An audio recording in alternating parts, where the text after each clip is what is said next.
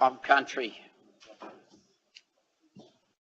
I would like to acknowledge the traditional owners of this land, the Darug people, and pay my respects to their elders, both past and present. Please be seated. Mr McNulty. Good evening, everybody. Please be advised that the open session of this council meeting will be recorded and streamed live on council's website. This recording will also be archived and be made available on council's website. Whilst all care will be taken to maintain the privacy of the public gallery, members of the public may be recorded. Council requests that all members of the public are respectful and use appropriate language. Thank you, Mr McNulty. No apologies. Are there any declarations of interest? No declarations of interest. Confirmation of the minutes. Can I have a mover for the extraordinary meeting held on the 22nd of November 2017? Move Councillor Addy. Second Councillor Wong. Any discussion? No discussion. I'll put it. All those in favour? Against? Declare it carried. Council, can I have a mover for the extraordinary council meeting of the 13th of December 2017? I've got Mr Wong and Mr Zaraka. Any discussions? No discussions. I'll put it. All those in favour? Against? Declare it carried. Council, I have a mayoral minute and I would like to read it. It's quite lengthy, so if you be a bit tolerant. The capacity of schools within the Cumberland LGA. Many primary and secondary schools within the Cumberland local government area are currently at or over capacity. Cumberland continues to experience one of the highest rates of growth within metropolitan Sydney, and it is critical that planning and action to accommodate this growth in terms of provisions of school infrastructure occur in a more substantial way than it has previously. Expected dwelling growth over the next 15 years for the Maryland Centre will see an additional 5,500 dwellings and a population increase of approximately 14,000. The combined centres of Wentworthville, Pendle Hill and Toongabbie have an expected dwelling growth of approximately 4,500 dwellings, which would result in an incoming population of over 11,000 people. Other town centres such as Granville, Auburn and Lidcombe have a combined capacity of over 12,000 additional dwellings, which could result in an additional population of over 27,000 people, a large portion of which is also anticipated to occur within the next 15 years. Based on the 2016 census data, approximately 20% of this population increase will be school-aged children. Comments from the community members indicate that many schools are already at or over capacity prior to this growth occurring. Provision of education in quality learning environments with sufficient playground space without overcrowding is a fundamental factor contributing to quality of life. Schools need sufficient space to accommodate the growth occurring across Cumberland and without compromising the quality of education delivered. Given the pressures on land within Cumberland LGA, it is important that both public and private education providers, primary and secondary schools, look at a range of options to meet the future demands and needs. This could include, but not be limited to, the use of existing floor space in necessary locations, particularly within existing centres, to allow for school education needs as well as a mix of other retail and commercial uses. Whilst the primary and secondary school education is provided by the state government and a number of independent educational organisations, I believe it is necessary for Council to advocate for a proactive approach to future planning for education needs within Cumberland. To inform Council's actions in this matter and to assist in the future planning and advocacy, I recommend that Council request the Department of Education and Communities provide Council with the following information: Demand, identification of areas where there will be a future demand for school places within Cumberland and the needs assessment undertaken. Capacity, high-level assessment of capacity and demand pressures at primary and secondary schools, both public and private, within the Cumberland LGA. Assessment of the number of student places currently being provided in demountable buildings and the ongoing need for those places that would be better provided within a permanent building. An overview of what future planning they are undertaking for primary and secondary schools within the Cumberland LGA. Strategies they have in place or they are preparing to redress the ongoing need for permanent school places, and options are they exploring to meet the future demands and needs of the growing Cumberland community.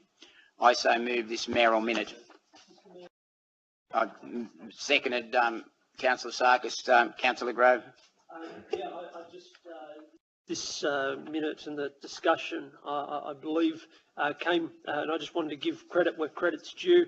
The Premier of New South Wales, Gladys Berejiklian, took the opportunity to meet with the Western Sydney Regional Organisation of Councils in Marylands earlier this month.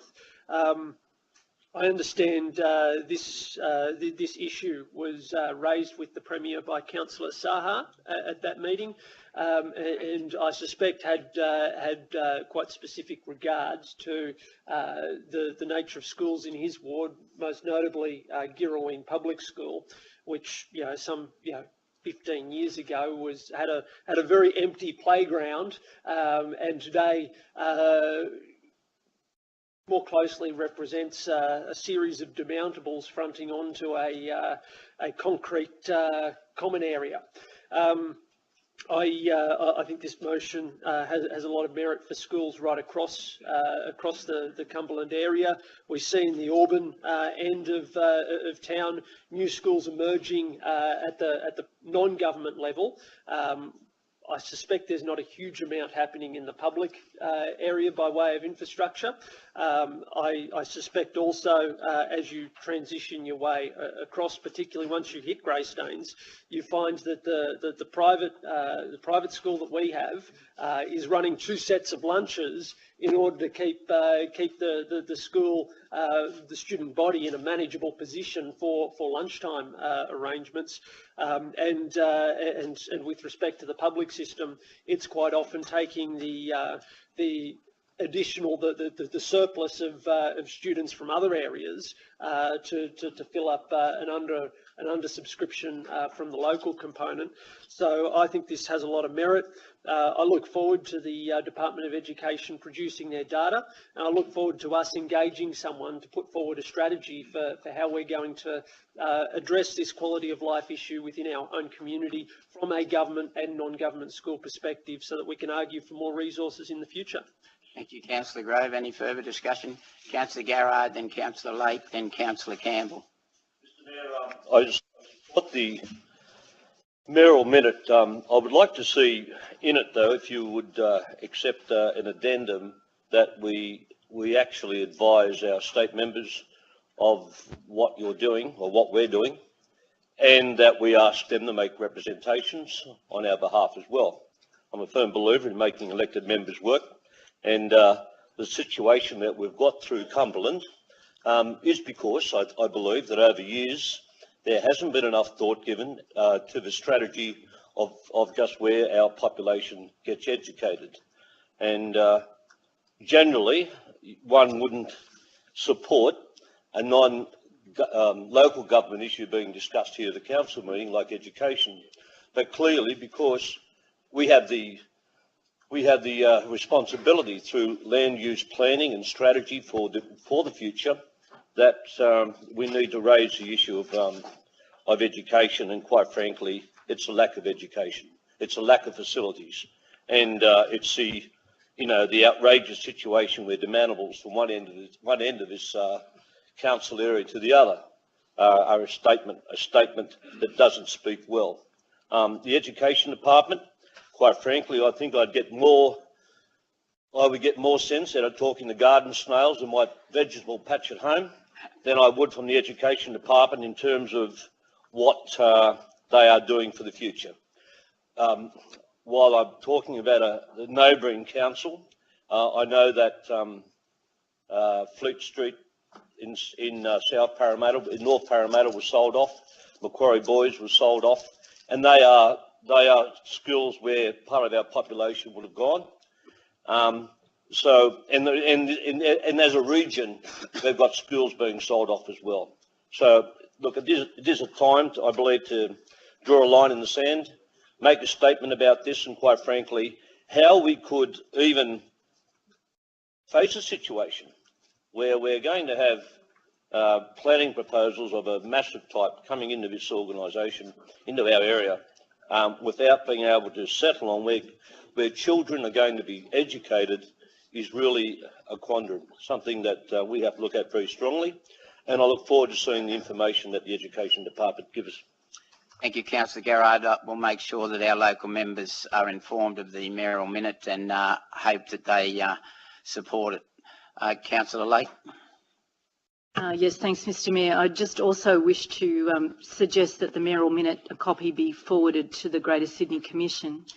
I've been attending a few of their seminars, and there's a lot of emphasis and work and connectivity with the Department of Transport, but you can't say the same thing about the Department of Education or indeed the Department of Health, and these two departments need to be very much on board with the Greater Sydney Commission's goals and objectives for the next 20 years.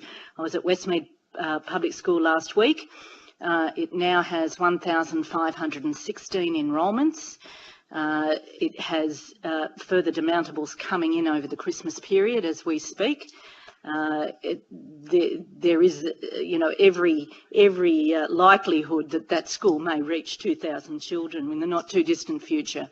2,000 children under 12 is a lot of kids to be looking after, and we have to really wonder what the department's been doing in relation to the future of that part of my ward. And of course we know Girraween Public School has the highest number of demountables in the state. So again, another school in my ward where services to children are not up to scratch in terms of the Department of Education's provision of appropriate facilities. Teachers are wonderful. The principals of those schools are fantastic. They are schools that parents want to send their children to, but they need the support from the department, and I commend you for the mayoral minute. Thanks. Thank you, Councillor Lake. Councillor Campbell. To me, it's a very important issue, and I commend you for raising it in this way. A year or two back, the RTA office at Lidcombe closed down. It was next door to Lidcombe Public School. There was a very strong public campaign to persuade the government to give that land to the school, because the school playground has been gradually getting covered up with demountables over the years. And the population of Lidcombe is growing fast. There's been a lot of development there, and will continue to grow in the future. And there was a very obvious need to provide for an expansion of Lidcombe Public School. The government went ahead and sold it off, and it's going to be developed. So residential development, and there seems to be the idea around that you can have an indefinite amount of residential development and you don't need infrastructure to go with it. And that's just one example. Another example is Barella Public School, and the Education Department recently sold a block of land adjoining Barella Public School, and again there was a campaign for that land to be incorporated into the school grounds. And very close to that, there was a house that was more than three quarters surrounded by the school. There was a street frontage, but the rest of the boundaries of the house were the school playground. And there was a move to persuade the government to buy that property when the owner died, but they refused to do so. And again, Barella Public School is famous for its demountables.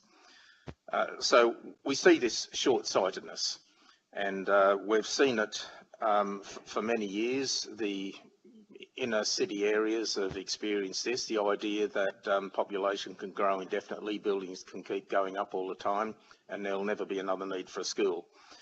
So it is short-sighted, and the day will come when there simply won't be land that hasn't got blocks of units on it available for schools to be built on. So, yes, I commend you for raising it, Mr. Mayor.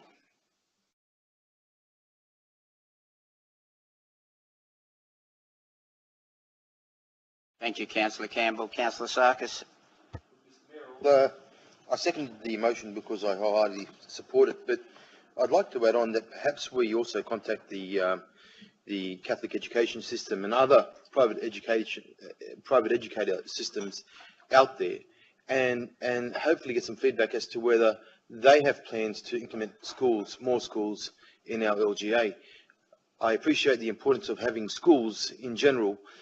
Public schools, of course, are an important part of the schooling system, but when you look at the growing number of people we have in our LGA and the number of kids that we have,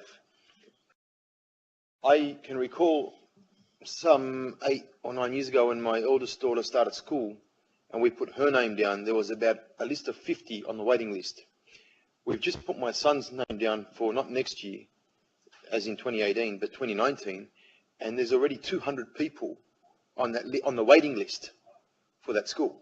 So when you look at that and you think to yourself, wow, if he doesn't get into this school, what school is he going to go to, right? And so I think it's important that we approach all schools and all the bodies that regulate schools and see what proposals they have for our LGA. It is important. I'd ask that you accept that as part of the motion, and obviously I'd support that. No, that'll be accepted. Councillor Elmore. Thank you, Mr. Mayor. I certainly support your Mayor Minute, and you don't need to be an academic, you don't need to be a demographer to understand or to see what's happening around here. There's been an underinvestment in schools. I understand at the last count there is 4,655 demandables in New South Wales. That's unacceptable. And when you put a demandable in, putting demandables in, it's a short stop for the population. When you put a demand in, you take away some of the playground. There's less space for the kids to play. It just causes all these other issues. And there's been no planning. There's been no money. The state government appears to me has lost their priorities. They want to build stadiums and all sorts of stuff that nobody's going to go to, and they've neglected the school system. And also around here, I do notice, and my children have grown up now, so don't need to drop them off to school anymore. But the traffic problems around and parking problems around schools, which is a real issue, and it's a safety issue for the young children. By putting more and more children in a dense school that's hasn't got enough capacity or hasn't got enough square metres, we need to really do something about that. So I certainly support your Mayoral Minute, and I hope the government takes notice. Thank you. No further discussion. I'll put it. All those in favour? Aye. Against? Declare it carried. Councillor Sarkis. A matter of rise is appropriate time. Okay. Do you have that? Okay, Mr. Mayor, I had sent through a motion that I wanted to put on, and I thought it'd be best to bring it up as a matter of urgency, and that is that the Cumberland Traffic, that we as a council requested that the Cumberland Traffic Committee be asked to consider the implementation of a weekday time-restricted clearway zone outside Granville Police Station on Carlton Street between the hours of 6 a.m. and 9:30 a.m. and 2 p.m. and 6 p.m. Monday to Friday. My main concern is the morning. Following that, that a report be brought back to council from the Traffic Committee so that we can consider that. I'll talk to that motion why I've moved that, Mr. Mayor, because Carlton Street, as you know, is a 2-lane street. If you're heading from I can see Councillor Sarkis, if I may, ask for a second. But, well, I just want to ask the mover why he considers it a matter of urgency. Because I think it should be implemented sooner rather than later, as school comes back in late January, early February. If we can have this presented to the Traffic Committee and brought back to this council for consideration as soon as possible, so that we can implement these, it's going to make traffic a lot easier on parents and workers in the early year, next year, rather than delay it for another 2 months. This is why I've brought it up as a matter of urgency, Mr. Mayor. So I take At the moment, you're considering it as a safety issue. Absolutely, Mr. Mayor. Well, look. Safety is only one part of it. Safety is only one part of it. But look at the traffic also that backs up from the police station all the way back to William Street on Carlton Street. It's almost 400 metres, Mr. Mayor. No, I take your point, and before we continue, by the code of meeting practice for a matter of urgency, and you'll have a second, I have to put it to a vote if it's considered by the chamber as a matter of urgency. So I'm willing to do that. All those in favour that is a matter of urgency? Against? I declare that carried. Thank you. You have 5 minutes. Well, I'd move it the way it is. I think, Mr. Mayor, when you consider the amount of traffic that we have on Carlton Street, particularly in the mornings, and the number of children that cross that road to go to school, what you're getting is 2 lanes being bottlenecked into 1 lane outside the police station for 3 police cars, pretty much. Now, those the spots that were allocated to the police station were done so because that was the IR, or the immediate response cars that the police would have under Parramatta Council, of course. And so it was essential that they had 3 spots there. That's no longer the case. IR doesn't operate out of Granville anymore. It operates out of Marylands, and all the back end stuff is being done in Granville. So they don't need those 3 spots in the early hours of the morning or in the afternoon. It's only a convenience for them to have that there. That's why I'm moving that they be now implemented in a clearway zone at those times, so that residents can freely go in and go out. Mr. Mayor, besides having 2 schools where kids are crossing that road constantly all day and during those hours, what you do have is cars backed up, again, 400 metres from the police station, from the bridge, if you like, all the way back to William Street. That's how, and it could take you 20 minutes to get from there to there. And you've got to go extra slow because of that and the kids crossing. Thank you, Councillor Sarkis. Is there any more discussion? Yes. Councillor Addy? And I must apologise, I cannot see when a councillor indicates to speak, so we'll have to go back to the old-fashioned system where you'll have to signal me. Councillor Addy? Do I take it you're having technical problems, Mr. Mayor? I think the system is having technical problems. Thank you, Councillor Addy. Mr. Mayor, just a matter through you to Councillor Sarkis. If you would actually, what I would probably prefer to see is actually identify the exact length of that clearway zone. Because just staying outside the police station doesn't mean it's also outside the library. I'd like to see that clearway zone all the way through. No, to where the library is. There's also parking spots in front of the library as well. Yeah. Correct, that's what I mean. So to the entrance to the car park. To the entrance to the car park. Opposite Russell Street. Yes. Opposite Russell Street. Well, sort of, yes. Okay. That's it, Mr. Mayor. All right. Any further discussion? No further discussion. I'll put it. All those in favour? Aye. Against? Declare it carried. Is there any other matters of urgency? Councillor Grove? I believe put up on the screen. I'll just quickly speak to the urgency. My motion is that Council give delegated authority to the Acting General Manager to, where required, temporarily waive the start times within the waste services contract for the months of December 2017, January 2018 and February 2018. We've got a second, Councillor Sareko. 1 moment, I'll have to put it. All those in favour as a matter of urgency? We need to know why. I'm happy to establish why. Well, and again, I would class it as a safety concern because you'd like to have those heavy vehicles off the main roads. I was actually going to point out that it was because we're actually already in December. But yes, yeah. So I'll put it. All those in favour of that? Well, if you're not in favour, we can't hear it. So it's either a matter of urgency or not. All those in favour? Aye. Against? Declare it carried. I'll let the Councillor Grove have his speech, and then I've got a question from Councillor Campbell. Mr. Mayor, while I've got my 5 minutes here, I'll just quickly state a couple of things, not immediately related to the business to the business before us. We have a massive business paper, so I'm going to keep my remarks brief. Thank you. I do want to flag that I'm sure we've got a good chunk of the public gallery wanting to speak about the parks, pools, a whole bunch of things.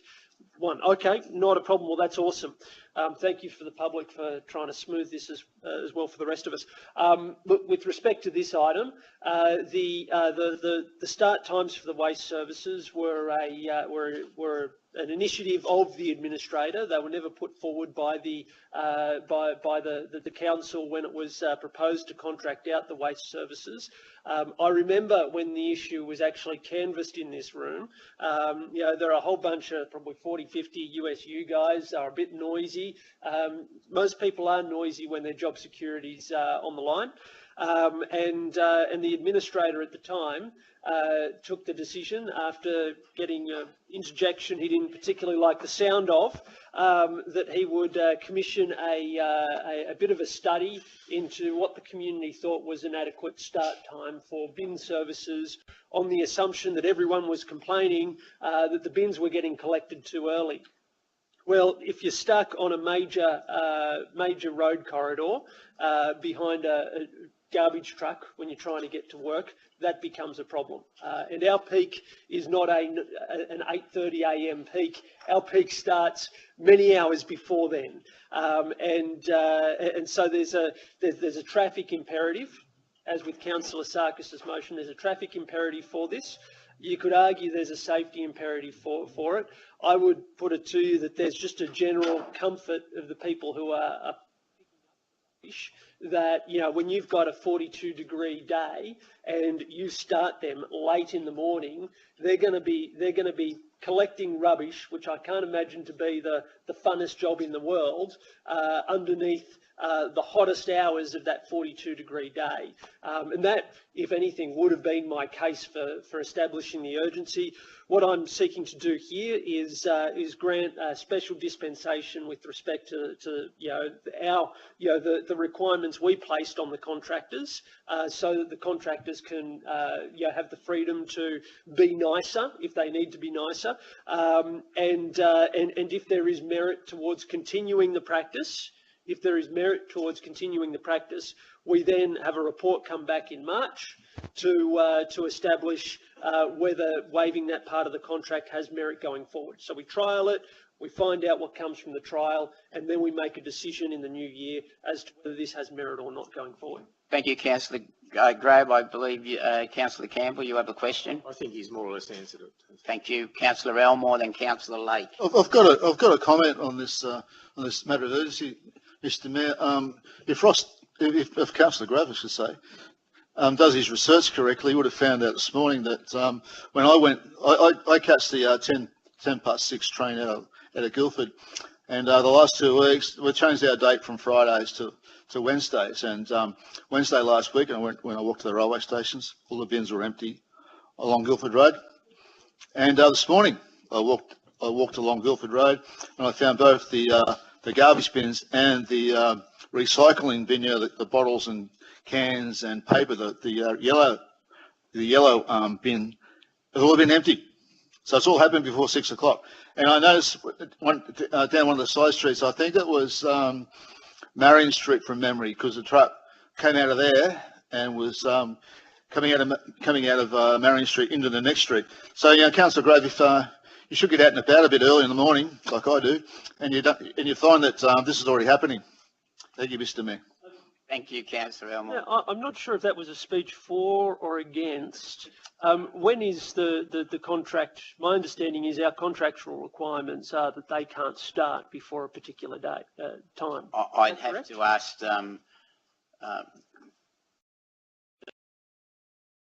Mr. Fitzgerald if you could come to the...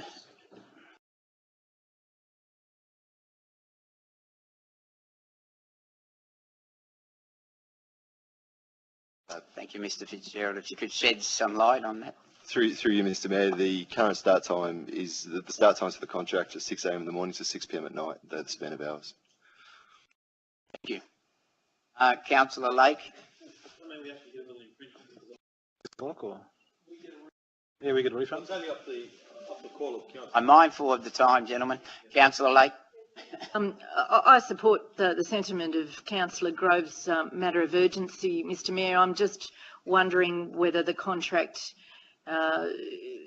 would require us to get the consent of the other party to agree to starting earlier, or whether they'll be quite amenable to it. It's been indicated to me that no, that's not required. Thank you. Any further discussion? No further discussion. Right of reply, Councillor Grove. Mr. Mayor, other than to note that I'm baffled, a person from the party of the worker would be the person that raises a grievance with this notice of motion of all things in the world. I'm sure he thought he was clever at the time. I wish him better luck for the next opportunity. I remind all that we shouldn't make personal reflections. Thank you. I'll put it. All those in favour? Aye. Against? Declare it carried. Thank you, Councillor Garrard. Second, and Councillor Elmore. All those in favour? Against? Declare it carried. Council, items by exception. Can I have an indication of the items Council wish to discuss? And I'll run through the list just using the numbers.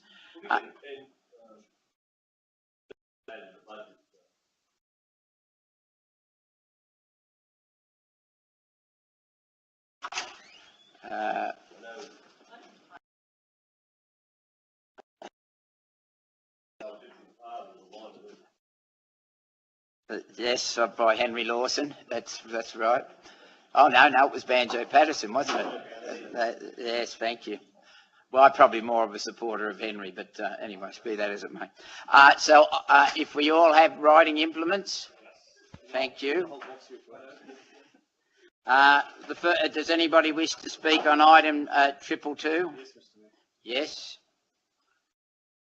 Item 236. It's the very first. No. You'll have a loose sheet of paper, Councillor Campbell. Yeah. 236. Does anybody wish to speak on 236, the financial statement? No. The 237, the Internal Reserve Woodville Ward? No. 238, the October report? No. 239, the November report? No. 240, the sale of plant? No. 241, the council briefing update? No. 242, leases and licences executed since proclamation?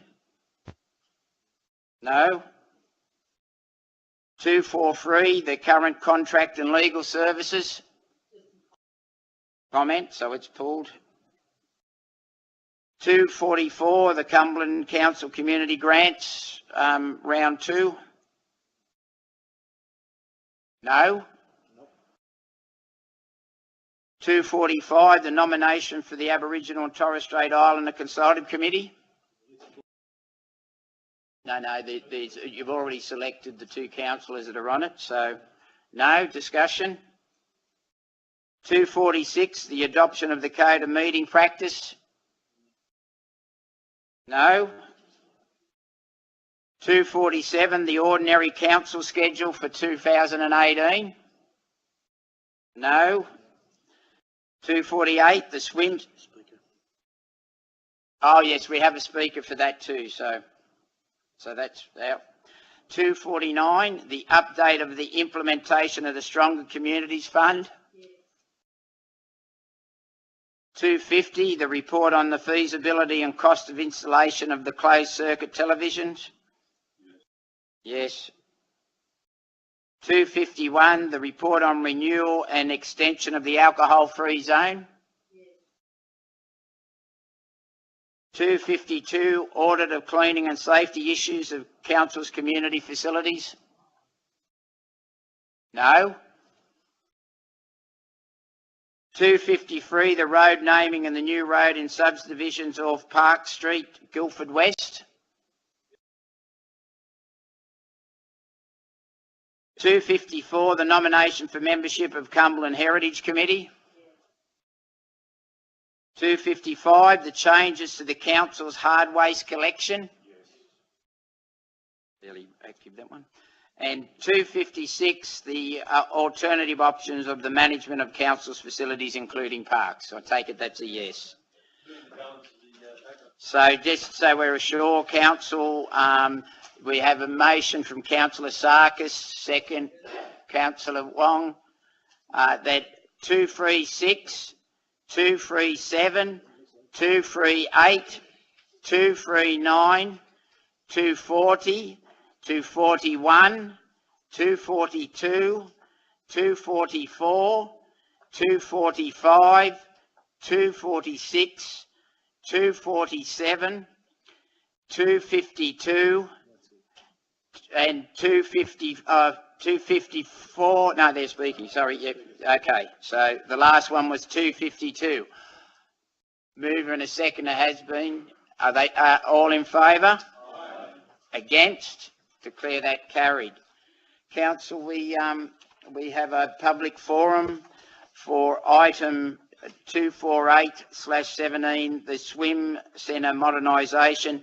Mr. Graham Edwards, President of Maryland's Amateur Swimming Club, would you like to come to the table, please? Thank you, Mr. Mayor. Mr. Edwards, you have 3 minutes to address council, and if you could please stay there for maybe some questions afterwards. Thank you. Sure, thank you. Good evening, and thank you for the opportunity to address council on the issue of the swim centre modernisation. Maryland Swimming Club was formed in 1968 and will celebrate its 50th anniversary together with council in 2018, as Maryland Swim Centre was also opened in 1968. The issue of what to do about council swim centres has been consulted, debated and reviewed for over a decade now. So in this time, what have we as ratepayers seen achieved? Unfortunately, not much. We've spent significant funds on consultants, but little in regards to pool facility upgrades. The recent poll of electors was a resounding affirmation that council must retain the existing pools and modernise them. It's now imperative on council to get on with the task of modernisation of the swim centres. The proposed time frame in the paper that's being discussed tonight, the report before council, sets out a 3 to 4 year program. We appreciate that some of the modernisation works will require significant funding and consideration of the best outcomes. However, ratepayers now want to see words replaced with action. There are actions that can be taken at every swim centre within the next 12 months that would present the facilities in a more appealing condition expected by visitors to centres in the year of 2018 and assist in increasing visitor numbers. In the case of Maryland Swim Centre, the proposed timeframe indicates that the works will not occur until 2020-2021. We believe there are some immediate steps that can be undertaken prior to reopening Maryland Swim Centre before the end of winter next year. Some of these ideas include reconfiguring and upgrading of the change rooms and toilets. I don't know if anyone's been to Maryland Swim Centre, but those facilities are not changed in 50 years and they are a disgrace. And it's really appalling to walk into that sort of facility and see the condition that they're in. Repairs to the clubroom kitchen. Our kitchen in the clubroom actually backs onto the showers, and there's been a water leak for years that's just eating away at the wall lining of that. That's not been repaired over that time. There's mould growth. It's a safety issue for the users of the kitchen facility in the club room. Replacement of the starting blocks, and these could of course be transferable to the upgrade of the new swimming centre as well. Shade structure replacements and additions of shade sheltering or a covered grandstand on the hill location. Ensuring the pools are kept clean of debris. Every day the pools are presented with significant leaf debris and they make the pool water unattractive for people to enter. Moved Councillor Hammond, seconded Councillor Zader. All those in favour? Against? Declare it carried. Continue. An enforcement of behaviour standards and a professional approach to lifeguard activities. So these are some things that could be done straight away or over the winter period before it reopens.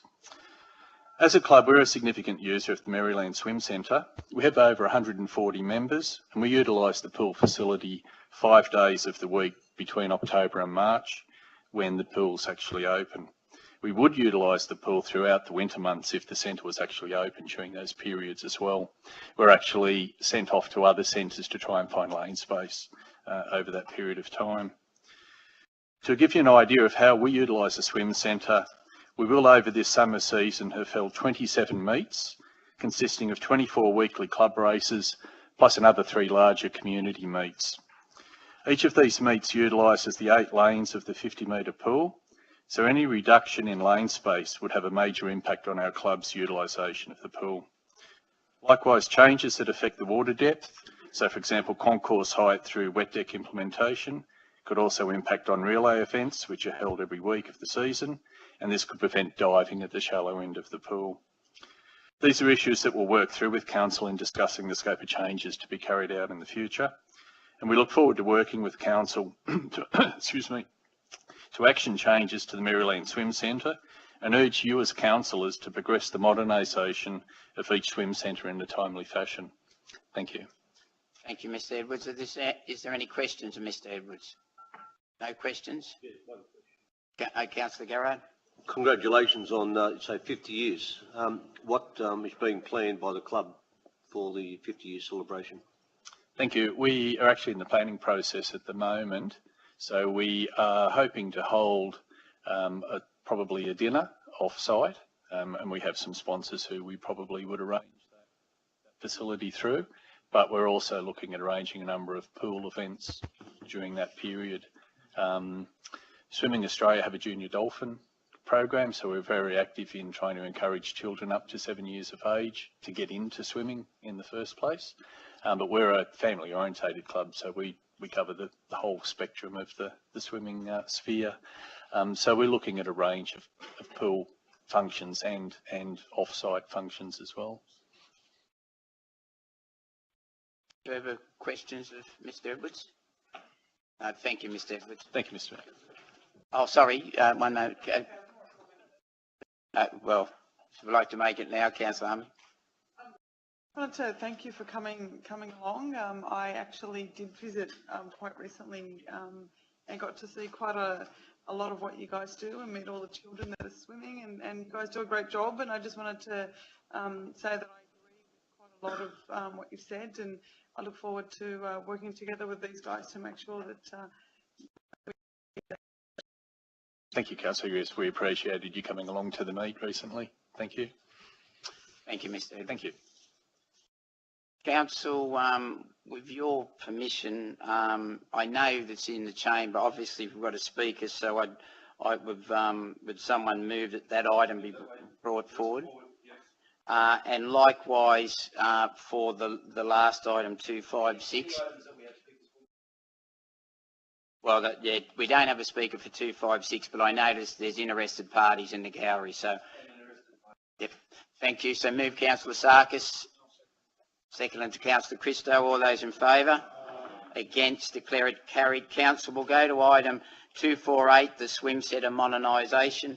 Please let me get my place.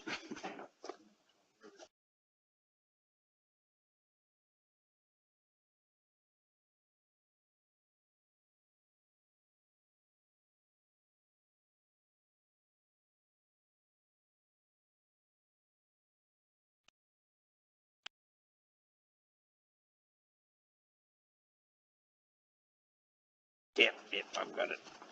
I think I've got it. I've got it. Okay, Council, the swim centre modernisation. Councillor Lake. Just before I talk to the recommendations, I've just got a question, if I might, Mr Mayor, perhaps to clarify the recommendations at this point. Through you to Mr Macnulty, Mr Mayor. Recommendation 2 outlines a timeline of 3 years of work upgrading these 4 swimming pools. Would I be right in assuming that at this stage that timeline is a pretty rough estimate and that there'd be further work being done in the next few months, perhaps with some more detailed engineering advice that would set out a more accurate timeline assessment than what's being presented here? Would that be right? Mr Macnulty. Councillor Lake, that's correct. In doing that, do you see that there may be some flexibility in bringing some of the work of the later pools forward, perhaps even if they're duplicating work that's being done in the other swimming pools? I know, for example, that some of the planned works in Wentworthville and Marylands are pretty much the same. Would we be looking at perhaps trying to bring some of the Marylands work forward and dealing with it at an earlier stage than 2020? Ms Kenyon. Mr Mayor, councillors, the plan identifies that we'll be developing the specs in the remainder of this financial year. Through that process, we will go to tender and we may be able to bundle up some of the work, so there may be an opportunity to do that. One of the factors we did consider in the rollout was the implementation of the Parramatta pool and knowing what impact that may have on the Marylands, and that's why we delayed Marylands. However, once we get the tender, that will come back to council and we can then look at the defined program in a lot more detail. That all? Tonight we're committing to upgrading all of the swimming pools, are we not? That's as written, Councillor Yes, Lake. thanks, Mr Mayor. Councillor Christo. No, we haven't. I'm waiting for it. Councillor Lake's asked a question which I was about to ask about our commitment to tonight building. I have no question. Okay. Well, yeah. Before it's moved, Mr Mayor, I'd like to ask a question. Ask the question, but I haven't have an indication. Go on. I thought the process was now that we deal with all the matters that we have speakers for, so we listen to them, and then we come back into council and actually deal with the matters. We're still running under the current code of meeting practice. Sure, which is the item. That's why you brought you moved. I brought them forward. Item be brought forward. No, I realise I brought them forward, yep, so the speakers could speak. But then, do we not need to go back in, so at a public forum and into council? No, we moved into council under the current system. Okay. Under the system you're more familiar with from this time forward, because we've endorsed the code of meeting practice. So at the February code of meeting practice, if there's a speaker on an item, that will happen when that item is scheduled. So, okay, thank you. Well, one moment, I've got to move I've got Councillor Grave, who I believe moved, and I think Councillor Rami seconded. Is that correct? Okay. Councillor Christo. To Ms Kenyon, through you, Mr Mayor. You said that the Marylands project is significantly delayed because we're not sure of how the Parramatta pool will affect it. You just want to clarify a bit what kind of effects you're expecting? So, Mr Mayor, councillors, the reason for the programming was because at the moment what we know about Parramatta pool is that we should know within a year, and the plan on their website is by 2020. That's when it will be built. Obviously, in such close proximity to Marylands, there may be challenges for us in the sustainability of our pool and how that operates in compared to what they're offering. So we need to test what that is and look at what their offering is and look at whether we need to change our offering to compete with that, and have that discussion. Thank you. Any further discussion, Councillor Elmore? I've got a question. Point 3 says that allocate 3.1 million funding from the Granville Pool Works from the Woodville Ward Reserve Fund. Like, everybody's trying to spend this Granville Ward Reserve Fund without speaking to any of the Granville or South Granville councillors. I understand that this reserve was allocated for both South Granville and Granville wards. From how I see things, it's probably about an equal portion between Granville Ward and South Granville Ward in actual area. And I think it's unfair that the other pools can be funded out of the general finance from council, whereas the Granville pool needs to be funded out of the special reserve. So can someone explain to me who authorised, who wants to spend this $3.1 million out of this Woodville Ward reserve without actually speaking to the Granville or South Granville councillors? And I'm mindful of some restrictions we have, so I'm very careful on the words I use, and I'll obviously hand to the officer. But one of the problems with Granville Pool is, I believe, with the positioning of the pumps for the pool being below the water line, and that is a major design fault, which obviously the previous owner of that facility probably should have had corrected when it was first done up nearly 15 years ago, I believe, as it was. But I'm more than happy to seek further information from Ms Kenyon, if that's all right. Mr Mayor, councillors, if I understand Councillor Elmore's question, the suggestion is that because there is this Woodville, what is it called? The Woodville Ward Reserve Fund, that the funding come from that. It's up to council whether you decide to take it from that or general revenue. So is the if this money is spent from the Granville Ward Reserve Fund, is that going to be paid back? It's not. No. So don't you think it's a little unfair that the rest of the pools can be funded from other sources, and the Granville pool has to be refunded out of this Granville Reserve? Well, wait a minute, just hang on. So you're making the point. Do you? I have a mover as the report is written. Councillor Elmore, you have the right to make an amendment or suggest. Well, can I? And the seconder that. Can I move an amendment to allocate $3.1 million funding into the long-term financial plan over the next 4 years, like the like item 4 on the business paper? Well, I got Councillor Garrard has seconded the amendment.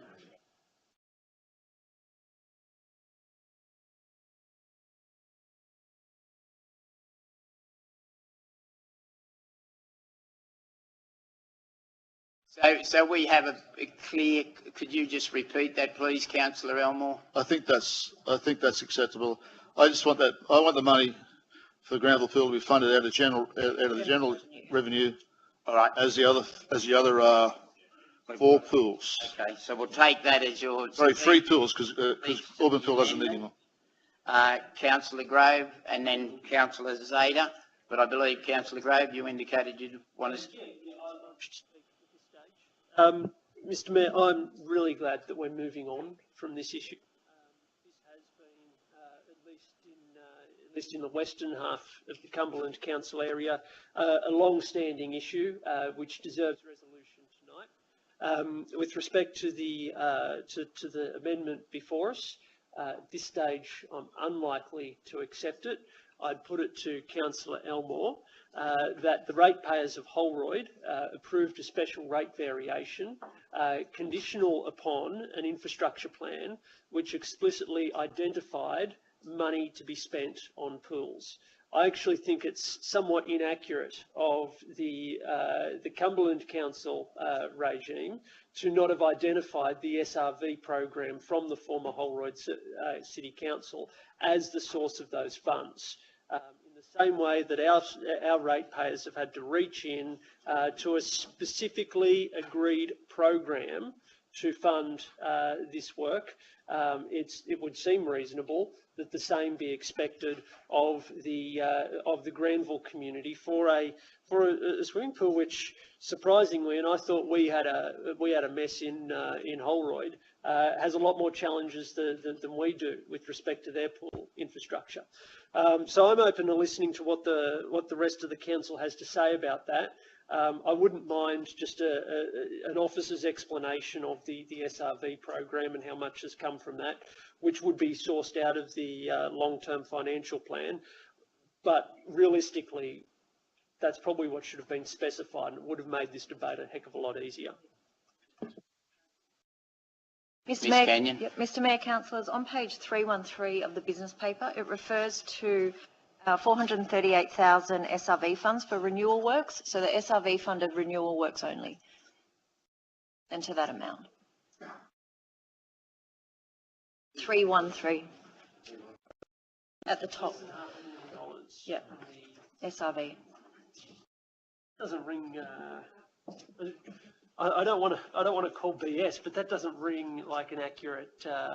Councillor Lake may be more across this issue than I would be, but I would assume that when we asked Holroyd residents for a 45% rate hike, that we had a pretty good package.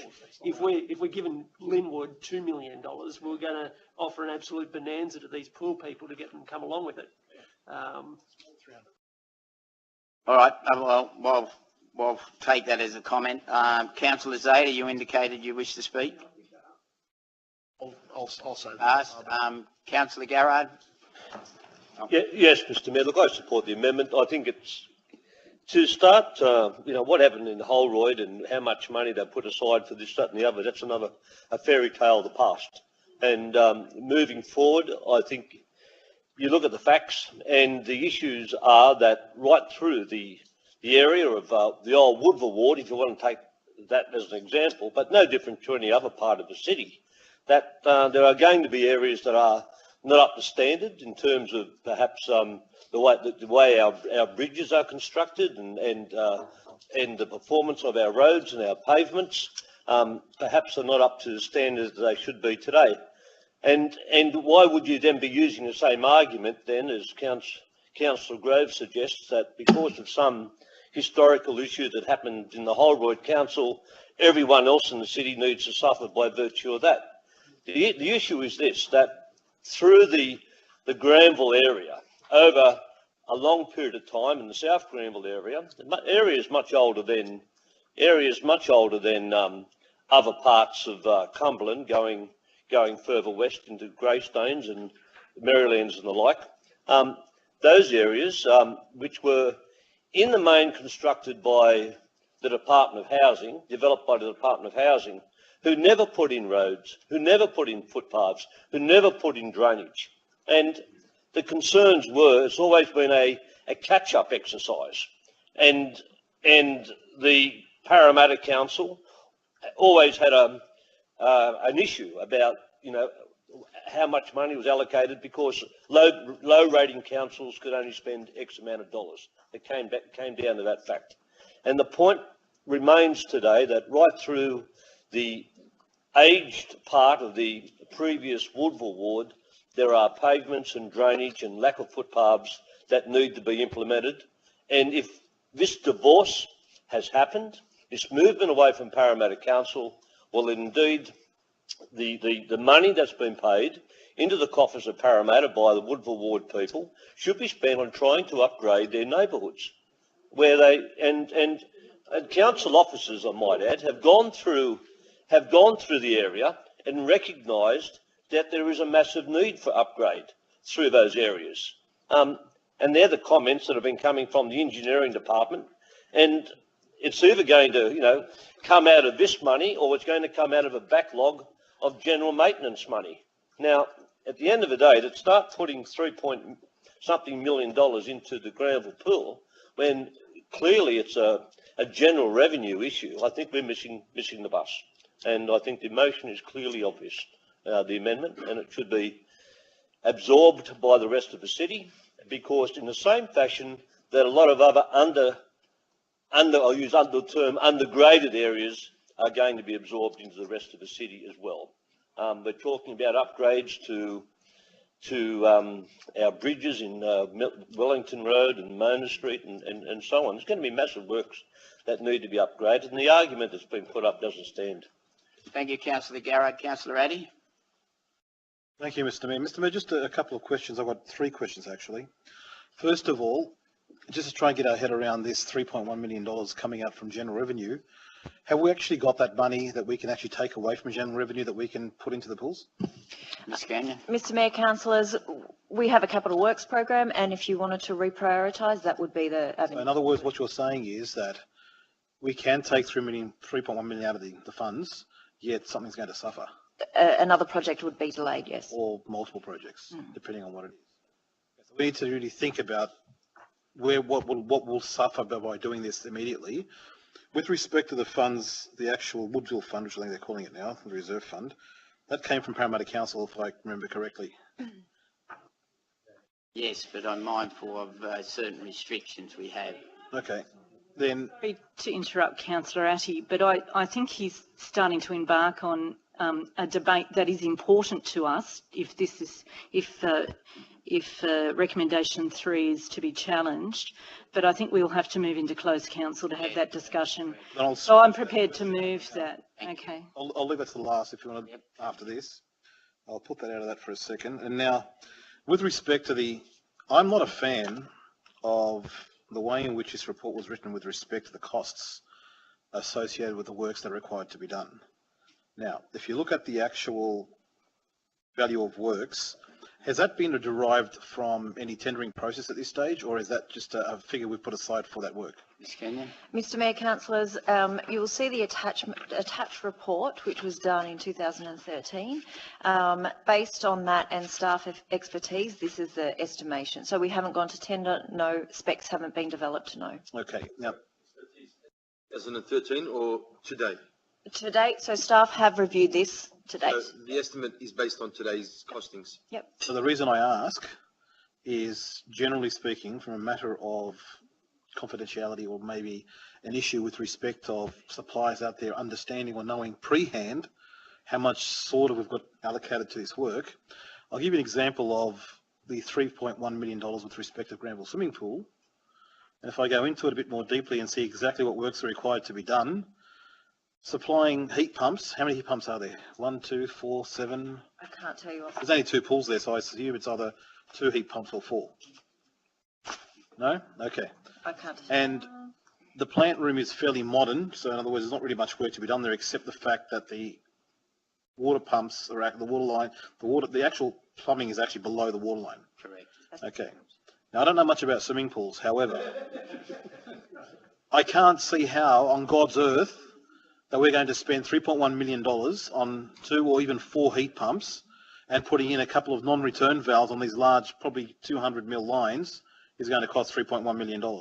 And that's why I don't like to see figures like this showing up on any report prior to us actually going out to tender, because now that sets a benchmark for any supplier out there that knows council's willing to spend $3.1 million for this work, where we could probably get it done for half the price.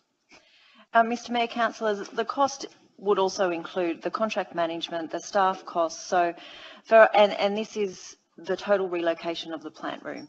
So I take your point. However, for us to get a budget allocation, we need to be open and transparent with you about how much will be required. I understand that, but we can have that done in confidentiality. Well, just let Councillor Addy. We can have that done in closed session or at a workshop, but not have, for argument's sake, the commercial arm of our constituents actually understand what's going on with respect to the physical price. It's supposed to be a private and commercial nature. If you go out there and say, guys, we've got $10 million to spend for the upgrade of for example, was it $8 million for the Granville Park Stadium? Well, guess what? Most quotes are going to come around $8 million to do the stadium. And I can bet you $8 million it'll happen that way. This is one issue I have with respect to the way the pricing is going on board. Relocating the plant room, I mean, the question is, does it need to be relocated because of the fact that it's under the water line, or it's for the actual proposed new venture again we're supposed to be talking about around it?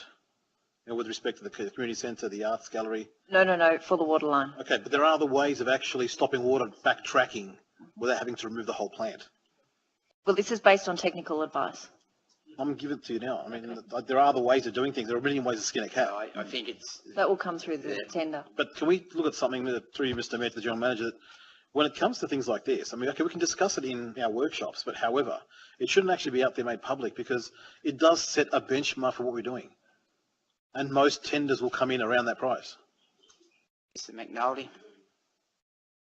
Councillor Addy, I understand your concern, but every year council has to publish its capital works programs with values attached to projects before we go to tender. So that problem is going to arise no matter what we do. So why can't we go to tender first? To get an estimation, or get, Well, you know, we can't call tenders without the money being applied. How about a very expensive QS then? That's another way of doing it. But we do have to publish appropriate the money before we can call tenders for projects. Change in my motion. Thank you, Councillor Grove. And I do so on the basis of some information I've been able to source from IPART as debate has occurred. According to the former Holroyd City Council's submission to IPART, the infrastructure program, which was attached to the 45% rate increase, included $687,572 for Wentworthville Pool. We have a $607,387 committed to Maryland's Pool. And at Guildford Pool, we have $1.597 million committed to Guildford Pool. So that's a little bit further outside of the margin of error of $400,000. With that in mind, I would seek to delete the last 2 points from that motion because I have serious questions over the funding source. If there's a funding discrepancy in my figures of $2.1 million, according to what the SRV is generating. And in that case, I think the actual funding source should probably be the discussion of a secondary council meeting, because I'd be keen to keep track of that SRV just for the purposes of fiscal discipline more than anything else. And if we could look at that going forward, I think that's got benefit. I note that Councillor Lake has also indicated an interest in potentially putting on an extra lane using Section 94 funds previously, and I suspect that could also be incorporated into that discussion too, and look at the full mixture of funding options. That would then enable the Granville and potentially South Granville councillors time to consider their funding priorities and to bend our arm around what we're going to do with the pools going forward as well. Councillor Grove, just for clarification, so we're going to endorse the timeline. Item 1 and item 2. Yes. And for councillors to workshop possible. Yes, or at least have a stronger, more strongly prepared report about how we get to those later stages. I think it's important that we endorse this timeline now, so that we can give the community some certainty that A, we are going to implement the outcome of the vote that they had, and that B, they can expect it within a particular period of time. That then gives staff the confidence they need to start some preparatory work over the Christmas and January break. And when we come back from that break, we can chew the fat over how we're going to pay for all this, noting that there appears to be a pretty good amount of money to get this sort of stuff done, probably for everyone, with some change left over. Thank you, Councillor Grove. Before I go to Councillor Christo, does your amendment still stand, seeing that the original motion has changed his original motion? Yeah, if the reference to funding from the Granville Ward Reserve, Woodville Ward Reserve has been removed, I'm happy to withdraw my amendment. And I'd just like to say that I thank Councillor Grove for his amendment. I appreciate Councillor Grove's love of Holroyd. But he's really in denial. He doesn't realise it's now Cumberland Council, not Holroyd anymore. I know you've been in Holroyd for a long time, but one day you might come to the realisation it's Cumberland now. I just asked Councillor Grove. I just finished. Councillor Grove wanted to have that argument about the money coming came from Holroyd. I don't think there is any argument, Councillor Elmore. I think we're getting into pedantics. We have a long paper in front of us, and I mean to make sure that we finish before the time expires. So if you want cheap shots, point scoring, I don't want that tonight. You're the chairman. Thank you. Councillor Christo. Thank you, Mr. Mayor. I thank Councillor Grove for his amendment. Well, I just wanted to make a point, and I'll be quick about this. I'm very concerned how it was originally put up that these funds come out of the Woodville Reserve. There are currently 6 councillors sitting here tonight that take in that old Woodville ward, and not one of us was consulted. And I'm very uncomfortable that this wasn't in a briefing beforehand, where, as Councillor Grove suggested, it should have been done to begin with, and we are kind of dictated to, this is where your money is going to be spent. Our ward, our constituents, and it needed to be a whole council decision. It shouldn't have come here tonight under a bit of an ambush. I'll leave it there, but I just want to make the point. We are the councillors, and we need to be consulted with this stuff. I don't want to feel like we're being told this is what's going to happen, because there's going to be a lot of pushback. Thank you. Further discussion, Councillor Sarkis. Yeah, Mr. Mayor, with respect to being told what's going to happen, I think everybody realises who we are, and they know that we're the councillors. These reports are provided to us, Mr. Mayor, so that we can discuss, accept or not accept, amend and do whatever we find possible. I appreciate that you wanted to be consulted, but then that would say to Councillor Lake and a few others that, you know, they should have been consulted about Wentworthville Pool. I should have been consulted about Marylands possibly, or Guildford Pools, and members of Regents Park should have been consulted about the Auburn Pool. It doesn't work that way. A report gets presented to us, then we deal with that report and make amendments as we see fit. If we call for a workshop like Councillor Grove has rightfully done, then we go that way. Mr. Mayor, I move that the motion be put. Well, it's seconded, Councillor Garrard. I've got to do it. I checked. I was in error at the last council meeting, letting a speaker finish. So I'm sorry. The motion's moved to be put. Moved, Councillor Sarkis. Seconded, Councillor Garrard. All those in favour? Aye. Against? Motion be put.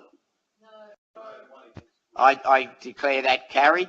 Right of reply, Councillor Grove. No, I think we're good. Thank you. I'll put it. All those in favour of? Against? Declare that carried. There is no matter arising as per the Code of Meeting Practice. Councillor Zeta. Can I suggest that, just based on a couple of things that were mentioned by the representative from Maryland Swimming Centre, can I suggest that maybe we send some council staff to have a look at some of those repair and maintenance issues? Because especially if there's any mould in a kitchen area, that may not be very healthy. I'm sure the officers have recorded Please, that, if you don't mind. and they will be in contact with Mr Edwards in due course.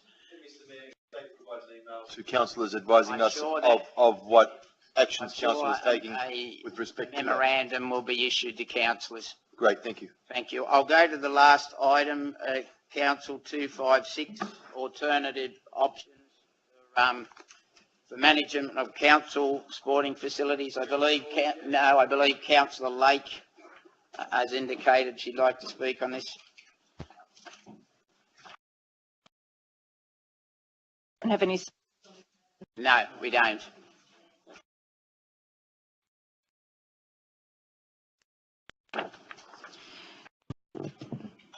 Mr Mayor, I support the recommendations with a number of fairly minor amendments. Firstly, in relation to paragraph 3, Roman numeral 2, the amendment is to omit the words manage, casual and school use and insert instead advise and assist school and casual hirers on and with the proper use of the facilities, including parks. 3, Roman numeral 2. Omit the words manage. As we speak. Thank you. Omit manage casual and school use and insert advise and assist school and casual hirers on and with the proper use of the facilities, including parks. I've got a couple more legs to this amendment. After the words, after Roman numeral 3, where it says council will be responsible for all financial matters relating to the management of council's facilities, including parks, add the words, within 4 months after the end of each financial year, the council will provide a financial report to each committee, outlining as a minimum all income and expenditure for that committee's park and facility or facility. And then finally, add to that recommendation 3, a Roman numeral 6, council will support each committee's governance with appropriate resources, including committee oversight and training. And I think the amendments have gone up, but I can give I can give a copy to governance. So I have an indication from Councillor Christo that he seconds the motion. Yes, thanks. If I just can speak to it, Councillor Lake. thank you. As I indicated, I support the recommendations with the amendments. Whilst I would have preferred to see these committees being reformed under Section 355 of the Act, with the power to exercise the functions of council, I've had my attention drawn to the provisions of the Code of Conduct, which provide that committee members representing affected user groups on a committee have a non-pecuniary conflict of interest, which prevents them from taking part in making decisions which affect those groups. I said at the last meeting of council that I thought that that provision was misplaced and that an exemption should be provided for committee members who had specifically been placed on a committee to represent the interests of a particular user group, in the same way as the Local Government Act provides an exemption for pecuniary conflicts of interest that arise in those circumstances. Mr Mayor, I think self-determination is an important principle, and community committees formed by council should be afforded some decision-making powers. I think that's democracy in action, and it's the sort of council we would like Cumberland to be. However, at this point, I know we have to comply with the Code of Conduct as it currently stands, and that being so, I see this hybrid option as the next best alternative. Mr Mayor, what happened to our park committees and the hard-working volunteers of Holroyd under the administrator was ignorant and disrespectful, and I'm very glad to put that shameful past behind us and see this council move forward in re-establishing genuine connections with the people it represents. I'm sure that this expression of interest process will generate significant interest, and as before, I look forward to working closely with any new committees formed in my ward. Thank you. Further speakers? No further speakers? Councillor Grove?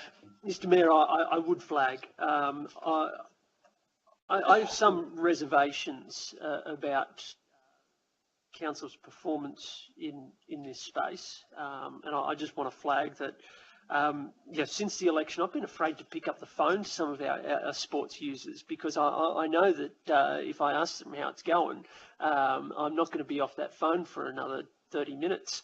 So I'd just flag that, look, something had to change. I was always open to looking at new structures, but I'll keep monitoring this with quite a deal of interest. I have to say I am a bit of a skeptic when it comes to this as being the best way to do stuff. But yeah, happy to take a look and go forward. Thank you. Any further discussion? Councillor Christo. Yeah, look, I'm very happy with the amendment that Councillor Lake has put up. We discussed it well and truly yesterday in great lengths. I think the main focus was the bookings. My issue was the bookings of the park. Now, it erases any pecuniary conflict of interest, any suggestion that one group is getting favoured over another group. So this is the best way forward, and I'm very comfortable with what's happening. Thank you. Any further discussion? Right of reply, Councillor Lake. I'll put it then. All those in favour? Against? Declare it carried. Council, we'll move to the first item of the paper, item 222, the planning proposal for the Woodville Road Neighbourhood Centre. I believe Councillor Addy wished to discuss this item. Not just discuss, Mr Mayor, I just got to get my head around this business paper, because It's the very front. Oh, well. It's actually not in the current business paper. No. So can we also get the staff to, in future, if something is deferred, to put it in the current business paper as well? I agree with you, yes. I'm now flicking between old papers which don't have a proper index working at the moment as well. Just, it makes it easier, that's all. Okay, let me just get to that point. 222, okay. Mr. Mayor, I want to change something in the recommendation. In that, I understand that there's not much we can do at this stage, and I know we can do a lot more later on when it comes back. But however, item 1, instead of the word endorse, just change that to note and receive the revised draft DCP amendment. Yep. And then the rest should be okay, because then it goes straight out to consultation for community. That's it. That's all it is. And just move that way, Mr. Mayor. Okay. Is there a second for that? I think I've seen Councillor Lake. Did you want a second? Or? I just want to ask. Well, I'll take the second from Councillor Sarkis. Councillor Lake. Asking if you'd just accept slight changes. Receive and release. Note receive and release, because we're putting it back out again. But it says it here, we're going to community consultation, based on public exhibition. Release it. Release. Anyway, it's not important. The second part's the bit that I wanted to do, which was to extend the public consultation for another 14 days. So minimum of 42 instead of 28. That's just because it's going out on the 10th of January. We're allowed within our... A lot of people are away. It's not a problem. Yeah. We are. So, Councillor Addy, you accept that. Councillor Sarkis, you accept that. One, if you can just go back to the way it was. And we're releasing anyway, because it says Yeah, but we've always done it without actually putting it down. Should be placed on full exhibition within the planning proposal. We are releasing. If you want the word release, I haven't got a problem, but it doesn't make any difference. So just remove note and receive. Yeah, just note and receive. Yep. And then it says to go to consultation straight away, starting 10th of January. All right. Any further discussion? Councillor Grove. And I suspect I don't have numbers on this one, but I would flag that I am opposed to this resolution, and were the resolution to be defeated, I would be moving a motion along the lines that we write to the Department of Planning seeking a gateway review to increase the public recreation zoning in the planning proposal from 2,000 to 6,000 square metres. Flagging that if it's defeated. Yeah, I concur. Thank you. Any further discussion? Right of reply, Councillor Addy? No, Mr. Mayor, I'll put it then. All those in favour? Aye. Against?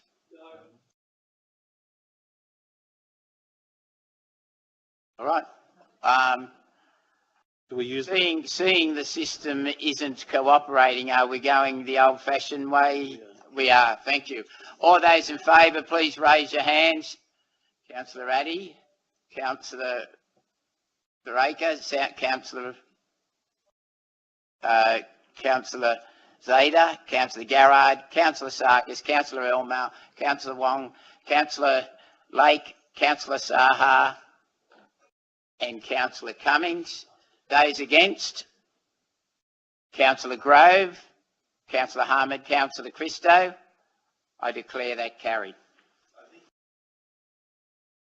I didn't see him raise his hand, I believe. Yeah, he's abstained, so he wasn't counted, but it will be marked as against. Mr. Mayor, I'd just like to record a process being dealt with. It was deferred from the last meeting to be heard this after a workshop. Okay, but when I read the business papers, and that's the agenda which came with the business papers, it's not there. It wasn't sent around with the business papers, and I think this is a pretty poor way of operating to do something like that, to bung something on at the last minute. Eh?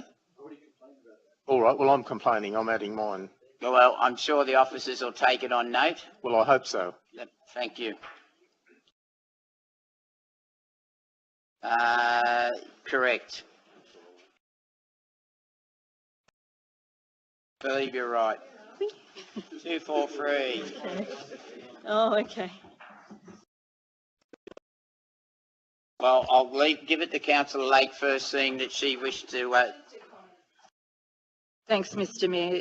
Mr. Mayor, the October resolution that's referred to in the report included a request for an itemised list of the costs and disbursements paid for legal services. I understand that the officers will be able to provide us with that at our February meeting. And I accept that that list might have to be a closed council matter because it'll deal with work that's privileged. But I do note in this paper that during the period of administration, nearly $2 million was spent on lawyers. And this financial year, and we've only been here for 4 months, we've already spent, or we've committed to spending, about $1.3 million on legal services. Mr. Mayor, this council's crying out for a senior in-house counsel.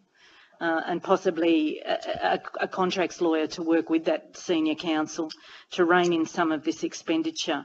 So I'm interested in seeing what types of matters we've been spending such big money on, and I intend to pursue this in our budgetary discussions early next year. Thank you, Councillor Lake. Are you moving the report? Yes, and Councillor Zada's seconding it. Further discussion? No further discussion. I'll put it. All those in favour? Against? Declare it carried. Council 249. I believe it is, Councillor Lake.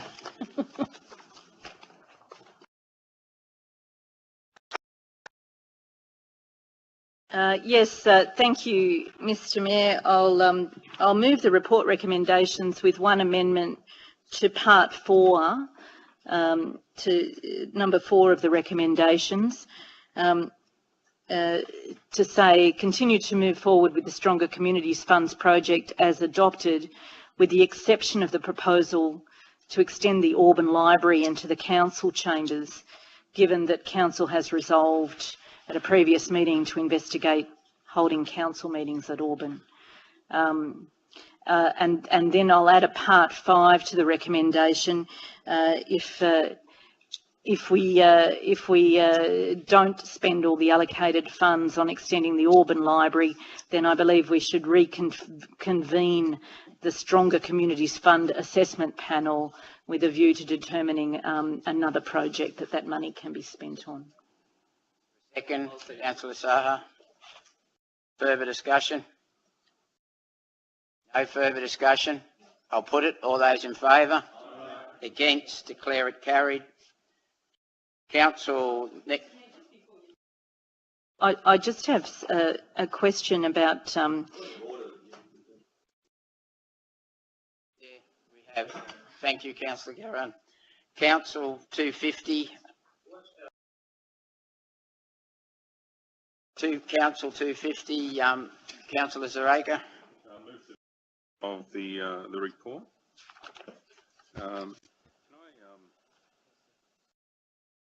Seconded, Councillor Addy. Councillor Zareka. Can I also, I'm not sure if we can do this, move for the adoption of the recommendation posed in report 250 of attachment 1.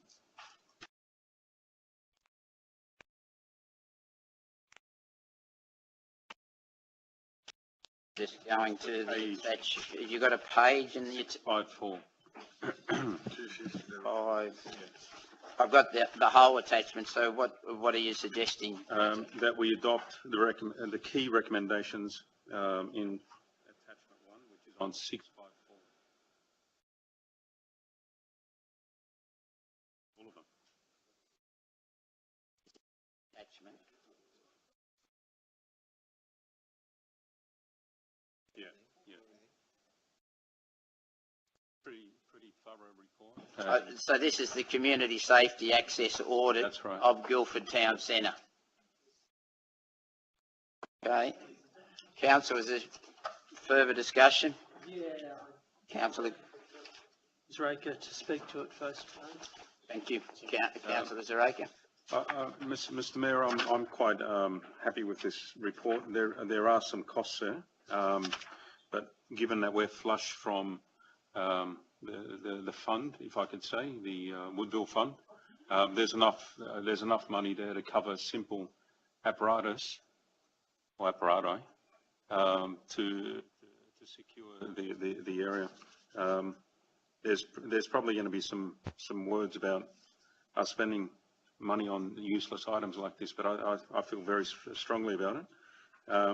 And if indeed we do get the $556,000 that we've applied for from the government, that money can be put back. So it's essentially a loan from the reserve fund. And if we don't, we take a hit, and that's money that's being used rightfully for the people of the Woodville Park, Woodville Ward. Sorry. Now, as to the report that arises from this by the Community Safety and Access Audit Committee is quite thorough. I'm very pleased with it as well, and I think Council should consider adopting the recommendations there. Most of the items here are quite concerning, and I'm surprised that we've actually sat on it for so long. Thank you. I've got Councillor Grove and then Councillor Zada. Councillor Grove. I will confess I did not read the attachment to this report, and I suspect there's potentially maybe somewhere between 11 and 14 councillors who are just like me on this one. I don't know. Well, okay, let's make it 13. All right, but you know, it just seems, having just skimmed these, they actually look like pretty low budget items.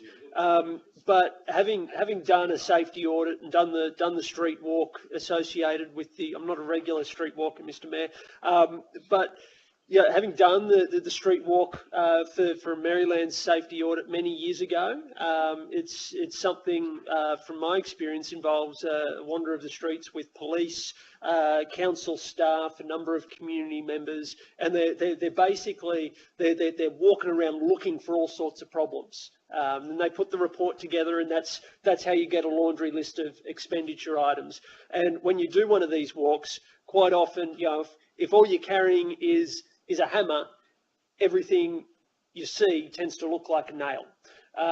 So I think it would be worthwhile having council come back with an action plan as to how it plans to resolve the issues identified in the audit. I suspect things like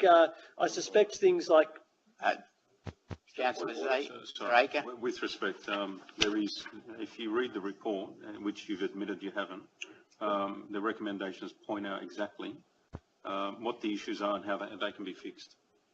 That's throughout the report. There's no point delaying it. That's not a point of order, but I'll cop that anyway, because I haven't read the report, and you know, I was too honest when I fessed up to not reading it.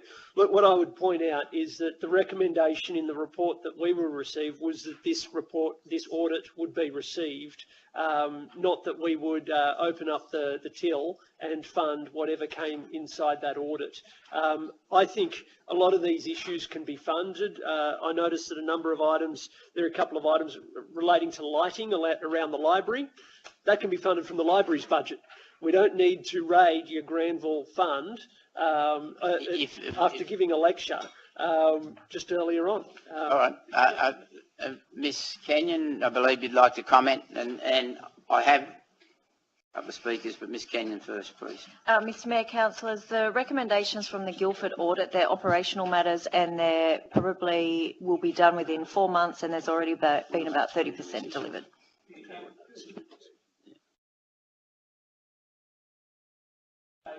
Perhaps Councillors Raker may be better off moving that we have a report on action 6 months from now, so that we can go off and tick off what issues are unresolved from the audit after the, you know, we've dealt with it in the operational cycle. Might be the easier way forward. All right. Councillor Addy, do you accept that as a seconder? Before I go on, I'll wait for the seconder. What do you wish to add?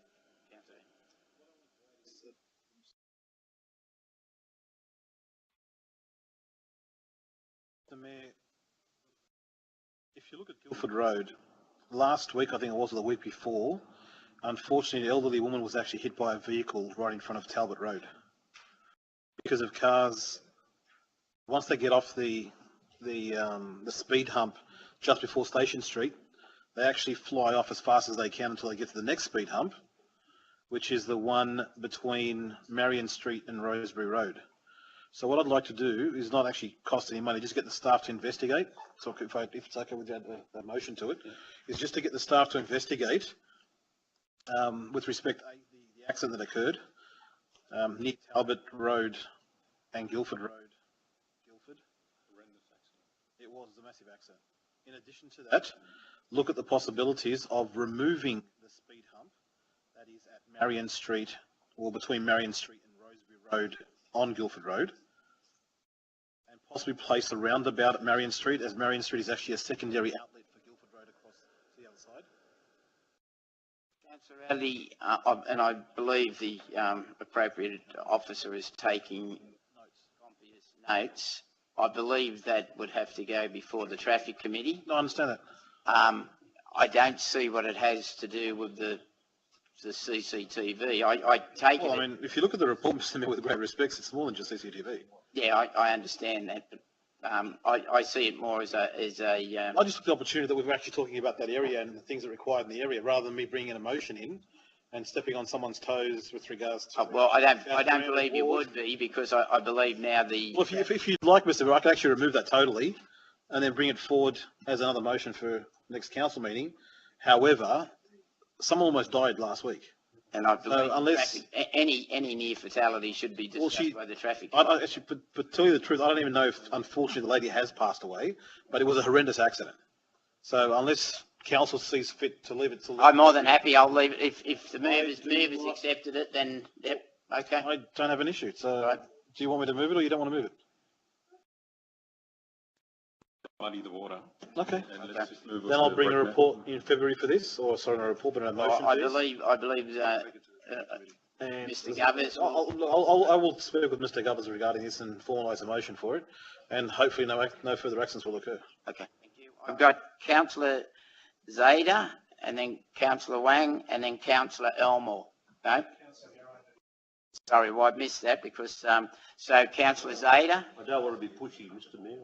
Well, I've now got Councillor Zada, Councillor Elmore and Councillor Garrard. Councillor Zada. Mr. Mayor, just firstly, I've got a question and I'll make some comments. Just to, through you, Mr. Mayor, to Ms. Kenyon. You've mentioned that Council has got a set of program works in respect to the CCTV cameras.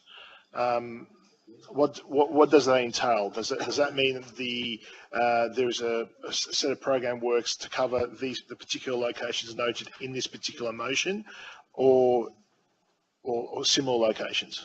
Mr. Mayor, councillors, the program of works related to the Guildford safety audit, so that's underway. We also have our CCTV program, which is included in the report, and there are a number of actions that we're doing to make sure that they are upgraded and in the correct locations. Okay. Okay. So the actual report itself stipulates that there are 3 specific locations where the police recommend that CCTV cameras are placed. And those 3 particular spots are not necessarily the 16 or the 10 or 11 spots that were noted in the motion previously. So if that is the case, I can't see why there would be a need to simply put CCTV cameras in areas where the police don't believe they're required. I'm sure the acquisition of those CCTV cameras can be, or the utilisation of those cameras could be better used in other hotspots within the council LGC, and I can't see a need simply to put them in these particular areas that the police don't really require them. So if we are moving forward to, I suppose, endorse the installation of CCTV cameras at these particular locations, I would be against it, solely on the basis that the report specifically states that the police don't require, don't recommend cameras in all these particular spots, and they have listed which ones, where they should be placed. I'm sure the money from the Woodville Ward Reserve could be better used elsewhere. Thank you. Thank you, Councillor Elmore, and then Councillor Garrard. Councillor Elmore. Thank you, Mr. Mayor. I did read attachment 1, and attachment 1 contains a lot of recommendations. Part of the recommendations is for the western side of the railway station as well, and we haven't really discussed the western side of the railway station. But if I could, if the mover would accept that in the second sentence that council report on the key recommendations and do some costings in attachment 1, because attachment 1 is unfunded, there's no costings there, so to adopt all those recommendations, we've got no idea how much. If the mover will accept that. Councillor Zareka. Okay. Ms. Kenyon. As I alluded to before, the works in attachment 1 are an operational matter and are underway. There's about 30% already completed. Well, 30% completed since this report was done. Well, the Guildford audit was done, was done more November, because I went and see my doctor, and my doctor says, what are all these council people wandering around Guildford for? It's the first time they've seen them there. So it was in November. Councillor Garrard. Mr. Mayor, you're doing a wonderful job in running the meeting, but I just want to point out that there seems to be a lot of the comment around the table, and particularly this issue highlights it. I think councillors are trying to be too prescriptive of what they want out of an item. This is really, in a way, much a receive and note issue. The action has already happened, and I think what we need to have is memos updating us about where it's at. We don't need further reports to council. Costings have undoubtedly already taken place to a degree if we put a submission in to the Attorney General. When that money comes back, and then we'll have to then perhaps determine, and the officers will come back and report on the findings of that. And I think there's just some clarity needs to be given in terms of what's operational and how our staff are doing their work, and we really don't need to muddy the waters in terms of, you know, making an easy job harder. Thank you, Councillor Garrard. Further discussion? Move Councillor Graves, second to Councillor Rami. All those in favour? Against, declare it carried. Councillor Zareka, right of reply. I'll put it then. All those in favour? Against, declare it carried. Council 251, report on renewal and extension of alcohol-free zone. I believe Councillor Lake has the call. Thanks. No. Thanks, Mr. Mayor. I move the recommendations. Just wish to add one more alcohol-free zone in Wentworthville that's been omitted, and that's in Dunmore Street in the car park next to and behind the Wentworthville Swim Centre. The officers have that. Move Councillor Lake, seconded Councillor Zareka. Any further discussion? Councillor Sarkis. Mr. Mayor, I fully support these alcohol-free zones. I also note that, in addition, I'd ask the mover and seconder, Sarah Daniels Court. Yes, Sarah Daniels Court is an alcohol-free zone, but that has also expired. So I'd like that added in there to ensure that that remains an alcohol-free zone. Because you'll see in recent times, Mr. Mayor, that we've had a whole heap of people sleeping on the benches there that are, dare I say, under the influence. Mr. Mayor, I'd have a question through you to the appropriate officer. Certainly. In many of our alcohol-free zones, we have restaurants. How does this affect their ability to serve alcohol when they have, at least from council on the nature strip, and they've got a dining area outside? As the alcohol-free zone includes public areas, does that mean that they cannot serve alcohol in those areas, or is it by way of them having a license to serve alcohol, they are then allowed to serve alcohol? I'd just like that clarified through you. Mr. Govers. Through you, Mr. Mayor, it's my understanding that the alcohol-free zone does not prohibit the serving of alcohol in the designated on-street dining locations. Like that noted somewhere.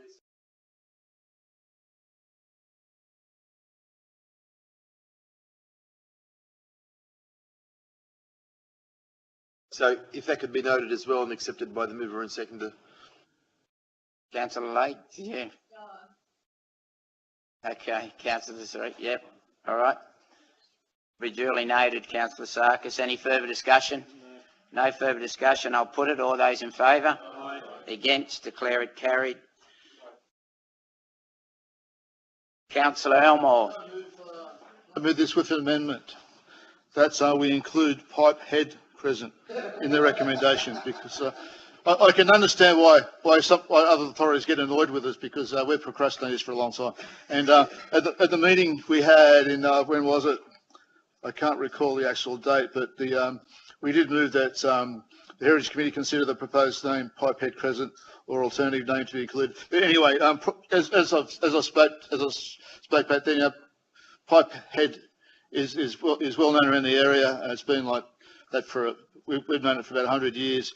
I was speaking to someone on Sunday. Someone stopped me on Sunday and said, "What do you want to call it, Pipeline Crescent now?" And I said, "Oh, well," I said I'm sort of over it, but this particular person said, "Oh, we'll be having people from Hawaii 5-0 in there with their Hawaiian shirts and their surfboards looking for the pipeline." So if I can just add Pipehead Crescent as well as Pipeline Crescent, Gallant Crescent and Cottage Crescent, and we send it off to the Geographical Names Board and let them decide. I did move it. Yeah, now I'm caught. All right, Councillor. Then he's amended it. No, he can amend it with his motion. Yep. One moment, I've just got second, Councillor Christo. Was it?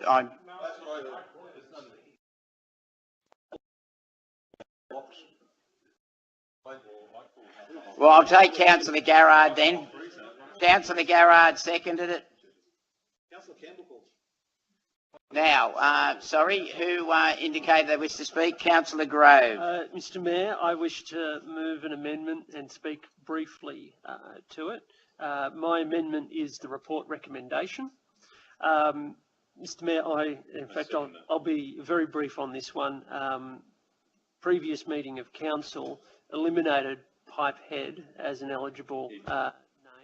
I don't see any value. The motion is to place these names on public exhibition. I know councillors have previously said that they are somewhat reluctant to place on exhibition a proposal that they're not willing to entertain post-exhibition. If this council is not willing to entertain Pipehead post-exhibition, then I don't see why we should be taking it out to exhibition. I think the three options, let's get them out there, do the public feedback, go through the motions, and get Pipeline up as I think most reasonable commentators would expect be the case. And take it to second it. Further discussion? Councillor Lake, then Councillor Campbell. Councillor Lake. Yeah, I'm just trying to think back to that infamous first debate about Pipehead Crescent, but my recollection is, and I think it was me that actually suggested it, it wasn't that we rejected Pipehead Crescent, it was just that we sent it to the Heritage Committee with a note that said some councillors had a concern about the name. So I don't think it's ever been rejected, and I support Councillor Elmore, and actually I've read the Heritage statements about why the name Pipehead Crescent was suggested, and it sounds to me like it's the proper name. And I'll be on the Heritage Committee, so let's see what we say. Councillor Campbell.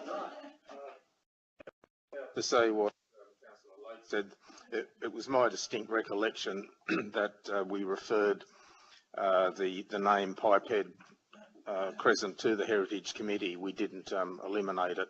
So I support including it here. And I think that was quite a silly debate, and I think it's because a certain councillor confused the concept of pipehead with pothead, probably, or dopehead or something, no? Well, it's very clear to me that somebody misunderstood what pipehead meant. I thought Councillor Campbell has the floor. Look, I went to university during the 1960s, so I think I know something about these things. I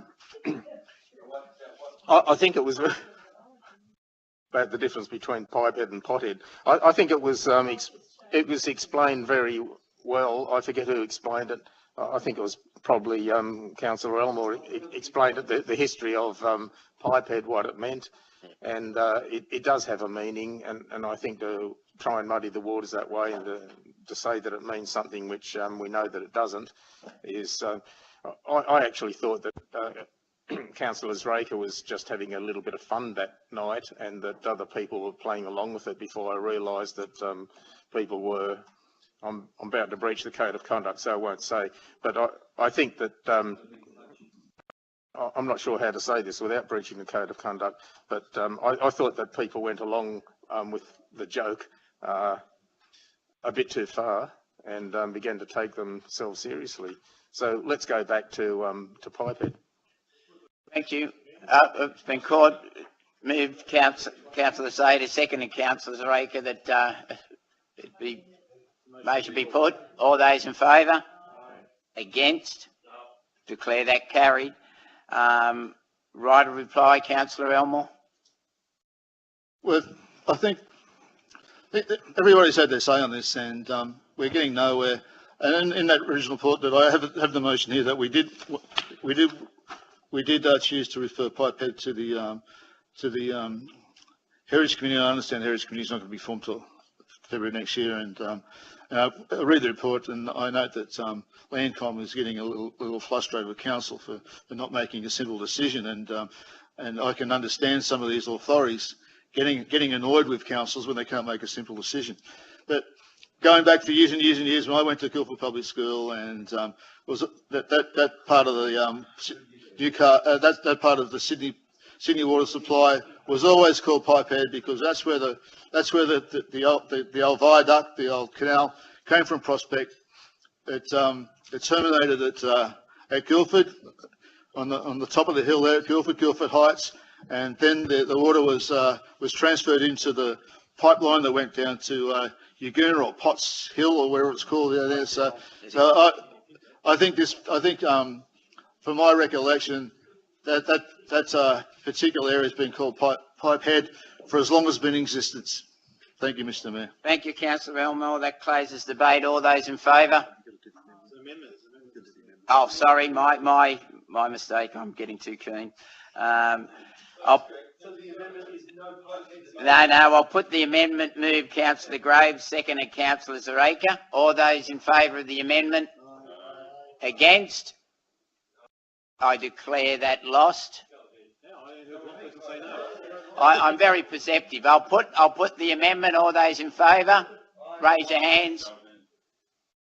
So Addy, Zraker, Rami, Grove, Zader, and Sarkis. Those against? Garrard, Councillor Garrard, Elmore, Kung, Lake. Mr. Mayor, I reject that. I'm not Australian. Councillor Saha, Councillor Hammett, Councillor Christo, Councillor Campbell and Councillor Cummings. I declare the amendment lost. I'll put the motion. All those in favour? Against? I declare that carried. Council 254, Councillor Lake, nomination for membership of the Heritage Committee. Thank you, Mr. Mayor. I move the report recommendations with an amendment to recommendation 1 to omit those words and insert endorse the 8 community representatives who applied for membership to the Cumberland Heritage Committee.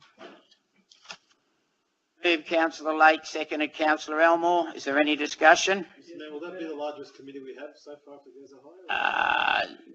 No, I don't believe so. If I remember the number in the ASIC committee, ASIC committee is fairly large too. I'd have to take that on notice, I believe, because I can't remember. Any further discussion? No further discussion. I'll put it. All those in favour? Against? Declare that carried. Council Changes of hardware. Councillor Campbell. Yes, Mr. Mayor. I'd like to move that council phase in a system of 2 scheduled and 2 pre-booked waste collections per year. Second, Councillor Christo. Sorry, could you repeat that, please? I'll add that on to the words that are already there. The recommendation plus the words that council phase in a system of 2 scheduled and 2 pre-booked waste collections per year. The reason for that is we have to have a system that works from the point of view of the residents. It's not about designing a system which is particularly easy for council staff to operate. It's about having a system that works, that'll be effective. The biggest issue so far as people are concerned, people have spoken to me during the election campaign and since and before it for that matter, is rubbish in the streets. That includes dumped rubbish as well as the small litter that people throw on the ground as they walk along. If you have, and I asked a number of people what was the best way to pick up the rubbish from their clean-outs, and overwhelmingly they said they wanted scheduled pickups, and they wanted a return to the days when they got a notice in their letterbox saying there'll be a pickup on a certain date. Now, people, whatever their reasons for saying that, and we can disagree with it, but that is what people want.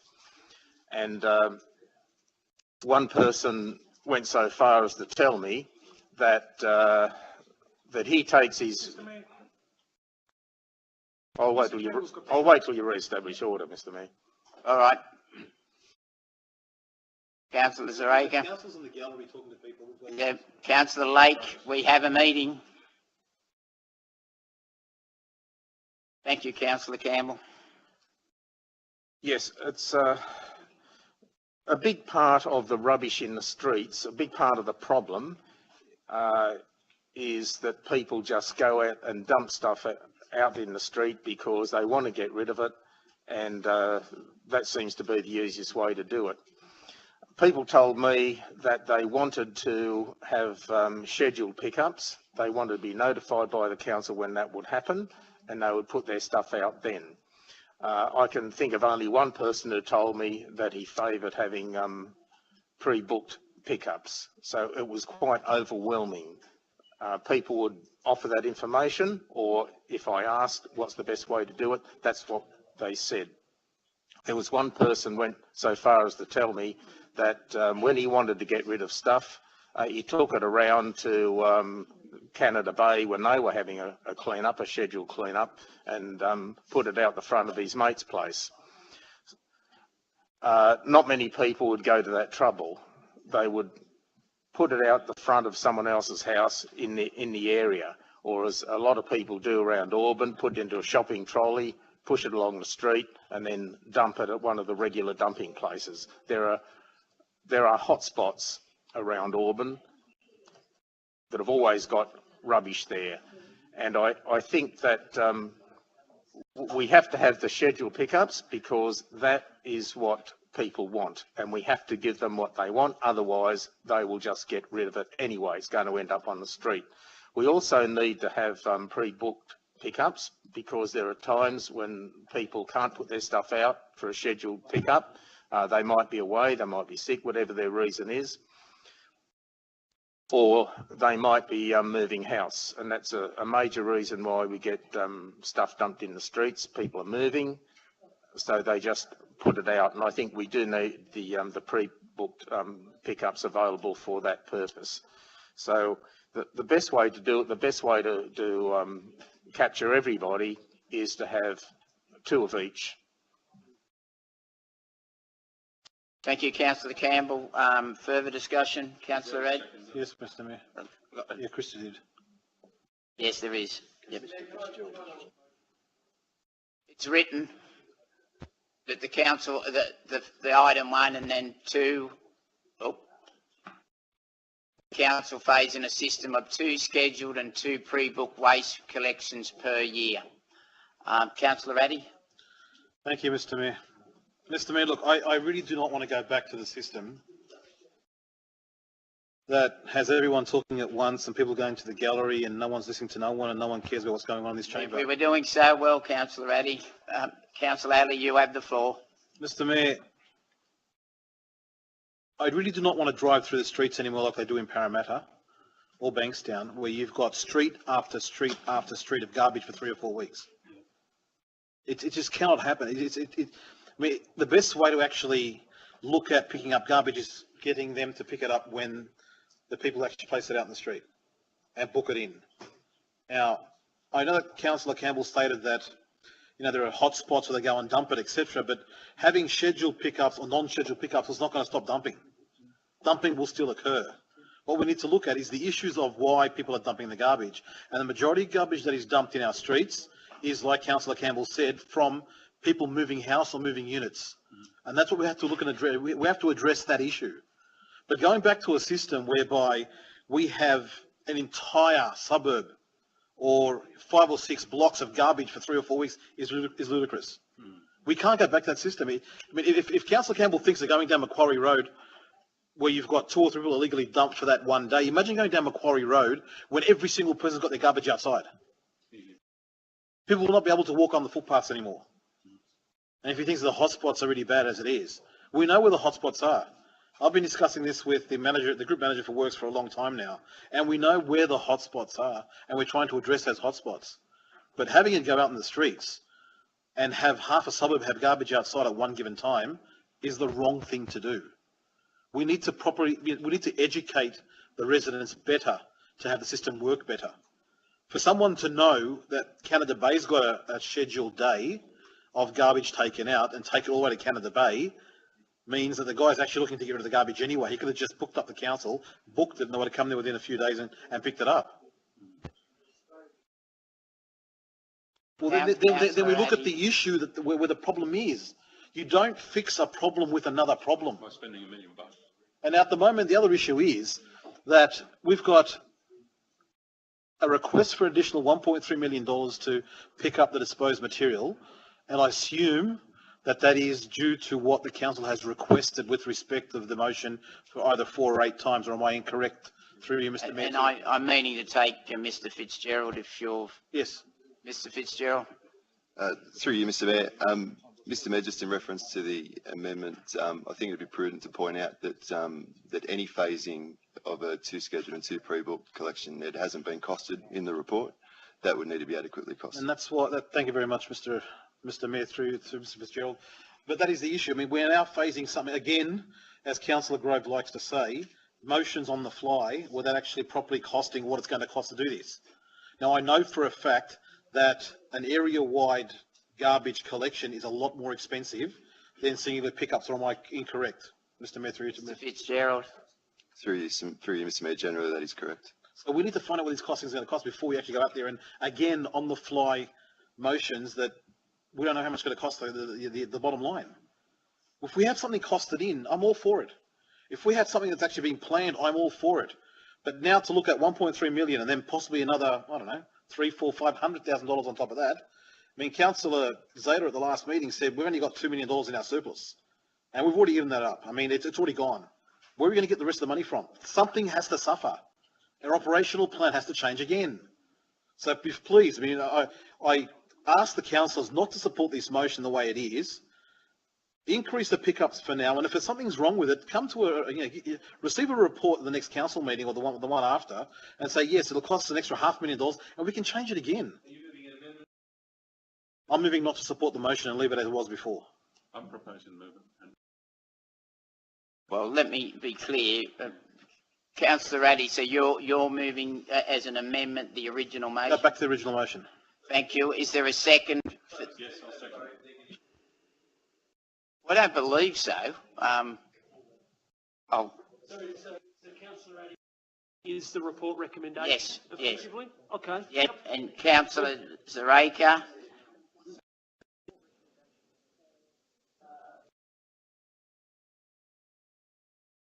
Or two. It's pre-booked, that's 4-2. Well, I think I've got councillor Zareka. Moved councillor Addy. Seconded councillor Zareka for the amendment. I've then got, I believe, and if I've got it out of order, I apologise, councillor Sarkis and councillor Garrard. Councillor Sarkis.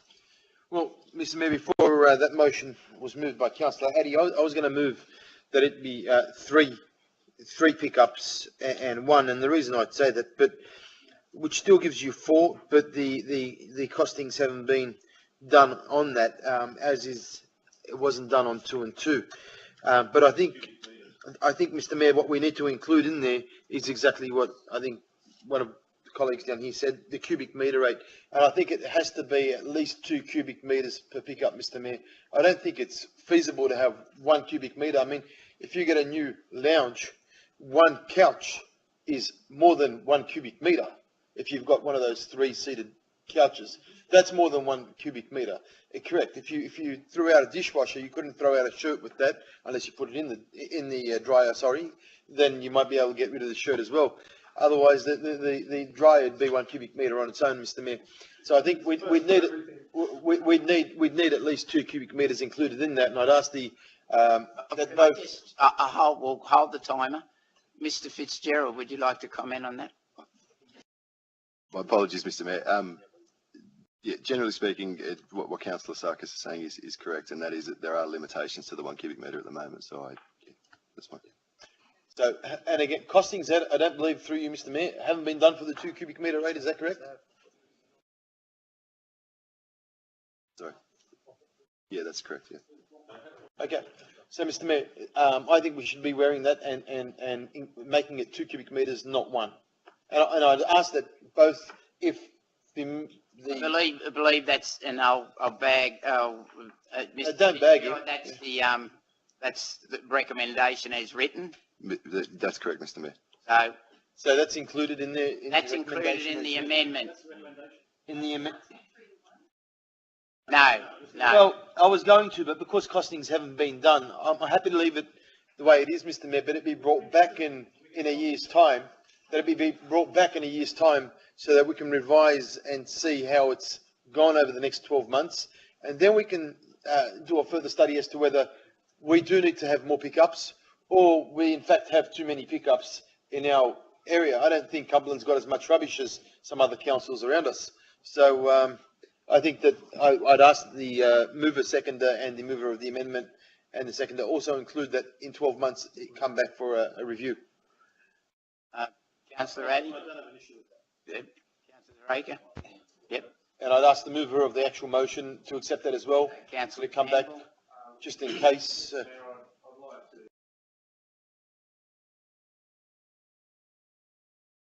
Report be brought to council on the cost of phasing in a system of 2 scheduled and 2 pre-booked waste collections per year. Well, if you're going to do that, Mr Mayor, I'd ask him to include the 3 and 1 as well. Which is 3 and which is 1? So 3 is fixed and 1 is optional. Yes.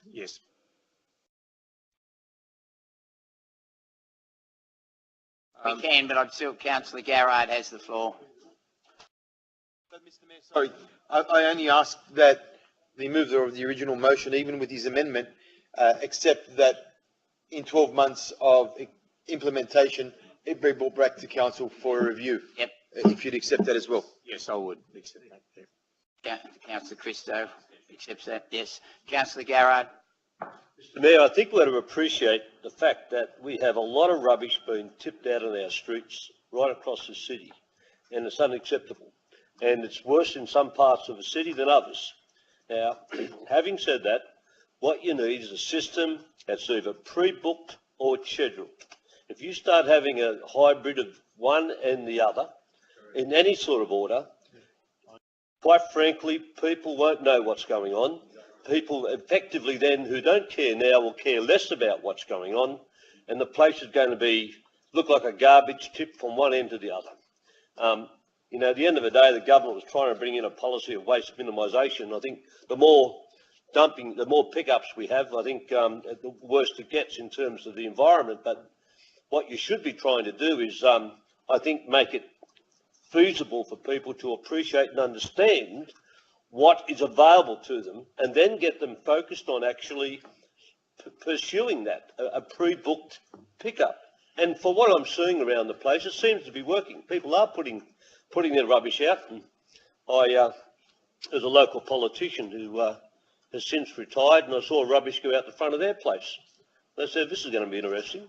And sure enough, it got picked up a couple of days later. So they'd actually booked it, you see. So if you can train the pollies to have their rubbish out on time and bring up, right, I think anything's possible. So I would suggest that, and getting the facts around the budget, and so we can implement this is good. And I think in a year's time, you know, I wouldn't like to, I hope we're having some success then, and our report tells us that we can move further forward. Thank you, Councillor Garrard. Councillor Grove. My question to Councillor Garrard, is that the only rubbish that politician is trying to throw out at the moment? I'll take that as a question, Councillor Grove. Any further discussion? Sorry? Councillor Elmore. I've just got a question. The recommendation is that Council allocates an extra $1.3 million for disposal of waste material. I understand that. But what are we going to spend it on? We've got all these proposals put forward, but there's... Well, I have read the report, and the report suggests that we should, the council should recommend increase from 1 cubic metre to 2 cubic metres, but there's nothing in the recommendation that tells me that. Mr. Fitzgerald. Through you, Mr. Mayor, the additional money is to move our service in line with the City of Parramatta's current offering, which is 4 pre-book collections and a volume of 2 cubic metres per collection.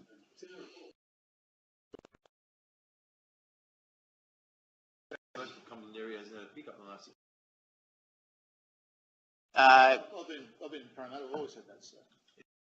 Well, thank you. Councillor Zada, you've indicated you wish to speak. Mr. Mayor, we're so easy to spend council's money. We've just now possibly committing council to another $1.3 million of funds without really knowing whether we really need to increase the capacity from 4 cubic metres to 8 cubic metres. I can understand what the council officer said about the practicality of having 4 1 cubic metre pickups. That may not be practical. Possibly 2 cubic metre pickups might be more practical. The trouble is we haven't actually tried and actually tested as to whether 4 cubic metres, which is what's currently budgeted, is sufficient for our local residents. We're sitting here offering now 8 cubic metres at a cost of $1.3 million in today's rates. Like I mentioned last week, and Councillor Addy reiterated again this week, we only had a $2 million surplus to play with. I think Councillor Campbell already spent most of that last week, which means we really don't have anything else we don't have a surplus remaining to spend the $1.3 million out of. That's going to come straight out of reducing either current services or possibly having to increase rates. It's very simple. It's mathematics. Either we reduce our costs or increase our income in order to spend $1.3 million extra. So it's great that we're sitting here, recommending that we increase our cost by $1.3 million, not knowing whether the service is actually required. Without coming up with a solution as to where that money is coming from. I believe the report stated that initially the money can come from the reserve, the waste reserve, but that waste reserve is only about $6 or $7 million. So if we continue to utilise that reserve, that may last maybe 4 years, but then we've got nothing in there. Then we still have to find a solution long term. That's not a long term solution. Short term, yes. but it's going to be a very interesting discussion when it comes to the budget for next year, considering the level of spending that we are requesting moving forward. I just think that we're not thinking properly sometimes. We really should test the market as such and see whether the additional 4 cubic metres is required before we actually start, putting forward this type of expenditure. At the end of the day, the entire LGA will come under the same contractual conditions, I think, March of next year. I agree that potentially the 4 1 cubic metre pickups are probably not appropriate, but maybe 2 cubic pickups are probably more practical. But at least give it a go for the next 9 months up to December, and just see whether 4 cubic metres is sufficient to our residents. Because I find it, as possibly most people understand, once you give something to someone, it's very difficult to take it away. And we're simply offering this without knowing whether they actually need it. Try and take it away once if you determine down the track that it's not feasible. Makes it very difficult. I have, I believe, Councillor Grove, then Councillor Zareka, and then Councillor Rami, and then I believe an indication from Councillor Sarkis, who I believe spoken once, so it'll have to be a question. Yeah, it is a question. Well, I'll go to Councillor Grove first. Councillor Grove. Yes, Mr. Mayor, I just wanted to speak to the level of support within the community for, particularly in the Greystanes ward, for an increased level of council pickups. As Councillor Sarkis pointed out, there is a significant chunk of the former Holroyd LGA which enjoyed 1 pickup this year, down from the regular 2. I suspect there's been a couple of scheduling and transitional issues that have caused that. But Councillor Sarkis and I are both members of an online group called the Greystanes and Surrounds Community Notice Board. It has some 6,000 members.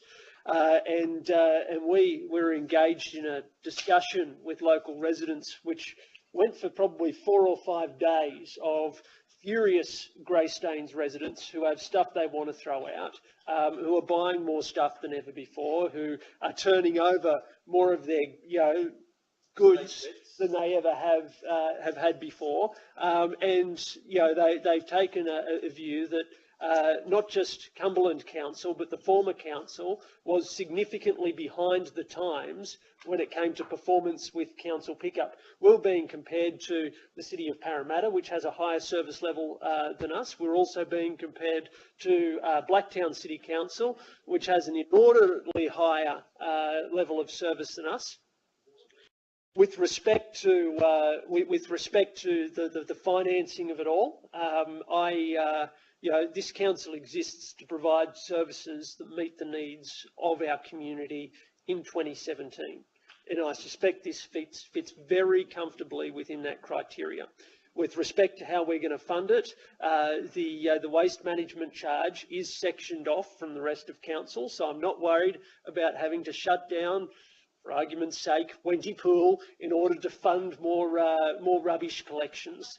This comes from the waste reserve, as identified by Mr. Fitzgerald. There is money in the reserve. We have burnt down the reserve from the standards set by the former Holroyd Council because we incur less costs today than the former Holroyd Council had to incur, because we're not maintaining fleet anymore. We've contracted that roll out. In contracting that out, there was a saving, and that saving is part of that significant reserve that we have. Now, if this service is really hot and we need to increase it further, or if the cost of this service goes up in the future, that's something that, rubbish is one of those basic services that most residents are prepared to incorporate into their rates obligations. They'd much rather cop that than some of the other things this council has been spending money on in recent times. So, with that being said, I think this is a very worthwhile service. It certainly meets the aspirations of the Greystanes community, and I look forward to it going ahead. Indicating which way are you? Oh, I'd suggest that I'm probably, I'm open, but I suspect I'm leaning toward the recommendation. The original recommendation. Yeah, which I think is Councillor Addy's motion. Correct. Okay, thank you. Councillor Zareka. Thank you, Mr. Mayor. I've had my light on for quite some time. I'm sorry, the system is malfunctioning. I'm doing it manually. So no problem. I apologise. The only problem with that is a lot of the councillors, have stolen our thunder, if you like. If I could say that garbage collection is one of our core competencies as a council, as an organisation. This is our job. We've got we're going to be known for our ability to collect rubbish as it is to fix and maintain roads. And I think if we're failing to do a good job on garbage collection, we failed in our role as a councillor, as a council. Sorry. On that point, it's only 4 pre-booked services. So a lot of people will use 1. Some will use 3. What we're saying is it's a limit up to 4. So in order to accommodate everybody, and we've done the costings for 4, we've got here 1.3. It could be less. And it's costed, we've got the money, and I don't see why council can't do it. That's all I wanted to say. Thank you. Councillor Rami. I had a question to the relevant officer. And you may not know the answer, but be it Parramatta or the area now under the Cumberland LGA, how many years has this, whether it's pre-booked or scheduled pickup, been happening? Because as a kid growing up in this area, this hasn't been happening for decades. Just curious to know, do you have any idea as to when it started? Through you, Mr. Mayor, I believe, Gerald, if I heard the question correctly, I believe it was in relation to the hard waste collection in the former Woodville ward. Yeah. Generally, Auburn's had the service for a number of years, and they moved away from a scheduled collection. There was a waste minimisation report presented to the former Auburn Council that moved away from that old service. I can't comment on the Woodville ward, but from my recollection, there was the 3 scheduled service and the one booked. Yeah.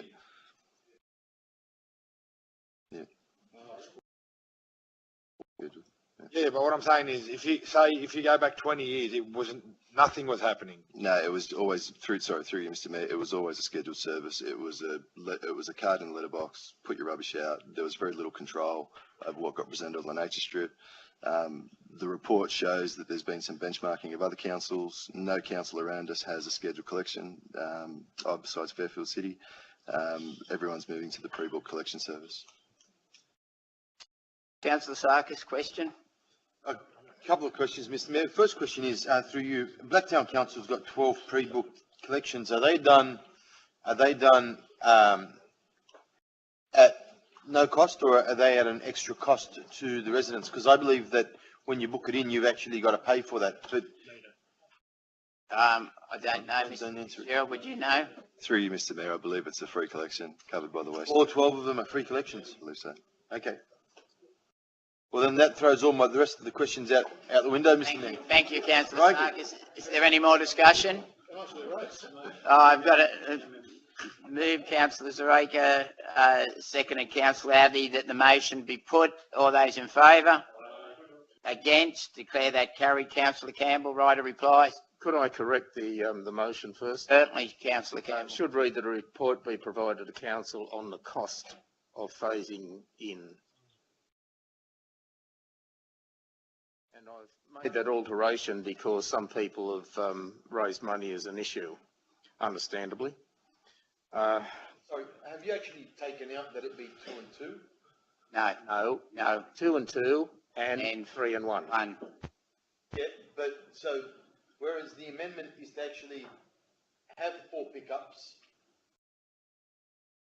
the original motion which you're moving, as I read it, if we can go back down to that, doesn't say that we actually have one of them because it's only a report. So are you saying that we don't have, I'm just trying to clarify so we know how to vote, Mr. Mayor? Or or is there something missing from there? No, I'm asking for a report on the cost of phasing in a system of 2 and 2, and also of phasing in a system of 3 and 1. So in the interim between the now and when the reports are presented, what are you suggesting happens with pickups? Nothing. The status quo remains. There's nothing. Wait a minute. The status quo remains until a change is implemented. Absolutely. What is the status quo? That's what I'm asking, because there are areas that haven't had a pickup in 9 months. I would expect. Wait a minute. I would expect that at the next meeting we'll have the costings, which is February. I'm asking for costings. I'm not asking for another full-scale report on why it shouldn't be done. I'm asking for the costings, so we can.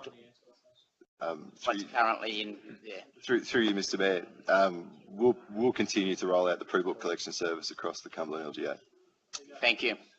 Councillor Campbell, you have the right to reply. All rubbish must be picked up no matter what the cost. The council has to do that. We can't have rubbish lying in the streets. If we don't provide a pickup service, people are just going to throw it out when it suits them, where it suits them, which might be in front of someone else's house. That's going to happen. The thing is, we have to provide a service which people are going to use. Now, people who don't speak sufficient English, and I was talking about a gentleman earlier, who I had a conversation with, and he had sufficient English to have a face-to-face conversation without much problem. But he said that when he rang council and started talking over the phone about booking a pickup, he got so fed up after a while he just hung up. He couldn't understand what was going on. Over the phone, they were talking about, they were asking him questions or giving him further information. He just wanted to decide a date on which to put his stuff out. Now, the pre-book thing will work for some people. It doesn't work for everyone, and it depends how good your English is. Wait a minute, this is right to reply.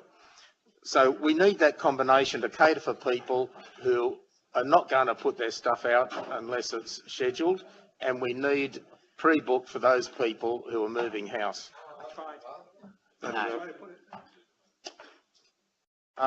Rubbish is not going to stay in the street for weeks to be picked up. If it does, it's because the council isn't sufficiently organised. Well, if the rubbish has the floor. If the rubbish is due to be picked up on a certain date, let's schedule pickup, then the council trucks have to come around on that day or very soon afterwards. And in the past, they usually came around about 3 days later. And if people do a pre-booked pickup, they might wait weeks. I've been told that people who rang up and they were told put it out in, say, 4 or 5 weeks' time, whatever it was. Now, that's not a user-friendly system either. I'll leave it at that, Mr. Mayor. Thank you, Councillor Campbell. That closes debate. I'll put the amendment, move Councillor Addy, seconded Councillor Zareka, as written up there. All those in favour? Aye. Against? Okay. Show of hands, all those in favour? Councillor Addy, Councillor Zareka, Councillor Rami, Councillor Grove, Councillor Zeta, Councillor Garrard, Councillor Cummings. Those against? Councillor Campbell, Councillor Christo, Councillor Harmad, Councillor Zaha, Councillor Lake, Councillor Wong, Councillor Elmore and Councillor Sarkis. Is that an even split? No, it can't be. Yeah.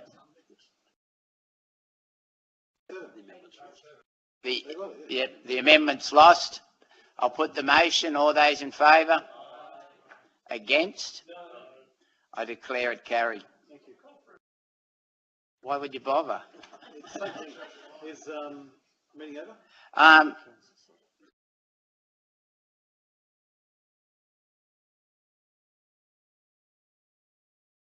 Councillor Sarkis. Yes, Mr. Mayor. If I may, it's with a report that we already moved and accepted earlier tonight, with report 246, adoption of code of meeting practice. Now I asked. Well,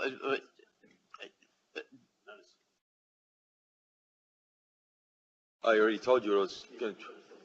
Yeah, but I thought you were going to do that, and then I. Okay, so, Mr. Mayor, it's an urgent amendment to that report, which I had made notes on, but because I only brought my laptop in, I didn't bring the notes. And as I was reading through the report, going through this, I thought, oh no, I forgot to do this, and so need to go back and see if we can accept this, because it's got to go out on public exhibition rather than going out, then coming back, then going out again. So I'd ask that council would indulge with the report 246, adoption of code of meeting practice, before it goes out on exhibition. It's already been out on exhibition, councillor, and unless it's a very minor modification, then it would have to go out again. Well, Mr. Mayor, what it was on page 11 of the actual report. Now I don't have it. I haven't brought it up yet, but I will. 246, and then I went to page 11. Yep. Have you got that there? Okay, here it is. So, point 3 on page 11 of the actual report, which is page 277 of this hard file. Public forum. Point 3 is public forum will be conducted at each ordinary meeting, a council meeting. What the amendment I proposed was we have public forum at the first meeting of every month, because when we came back to council, we were having one meeting per month. And to have 30 minutes of public forum in each meeting, sorry?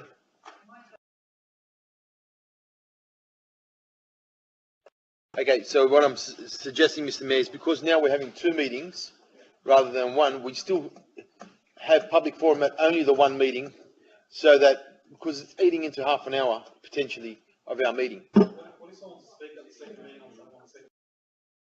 No, public forum, no. Speaking on a particular item is one thing, public forum is a completely separate. Public forum is where public can get up and just ask a question at random. And Mr. Mayor, can I formalise the discussions and move that the matter be taken as an issue of urgency, so it can be discussed, and then I have a motion that I believe, but just before, so we've got clarification, you're saying that there'll be only 1 public forum period per month. And are you modifying anything else? No, Mr. Mayor, but I'll speak to that if I can. Well, wait a minute. And we've had a move. Well, I'll put it then. All those in favour that it's a matter of urgency? Aye. Against? Put it again. All those in favour? Aye. Against? Aye. I declare it lost. Ayes have got it. Okay. Thank you. Just before I do, I will note that unfortunately Kylie Stevens is probably on leave. She was the reporter for the Parramatta Holroyd Sun. She was a regular attendee, and I believe gave good service to that newspaper and our community reporting. So I'd just like to wish her all the best. And likewise, I'm pleased to see our faithful reporter from the Auburn Review, Kim. And on behalf of the council, I wish the Gowrie a very Merry Christmas and all the best for the new year. And to all my fellow councillors and officers, I do likewise. And Mary, on behalf of myself and the council, no doubt that you and your family enjoy a merry and holy Christmas, and a blessed one at that, and that we wish you all the best for the new year ahead, and look forward to seeing everybody here. And that goes to everybody else on council. Look forward to seeing everybody on Australia Day, if not before then. Thank you. I'll declare the meeting closed at 9:04. Thank you.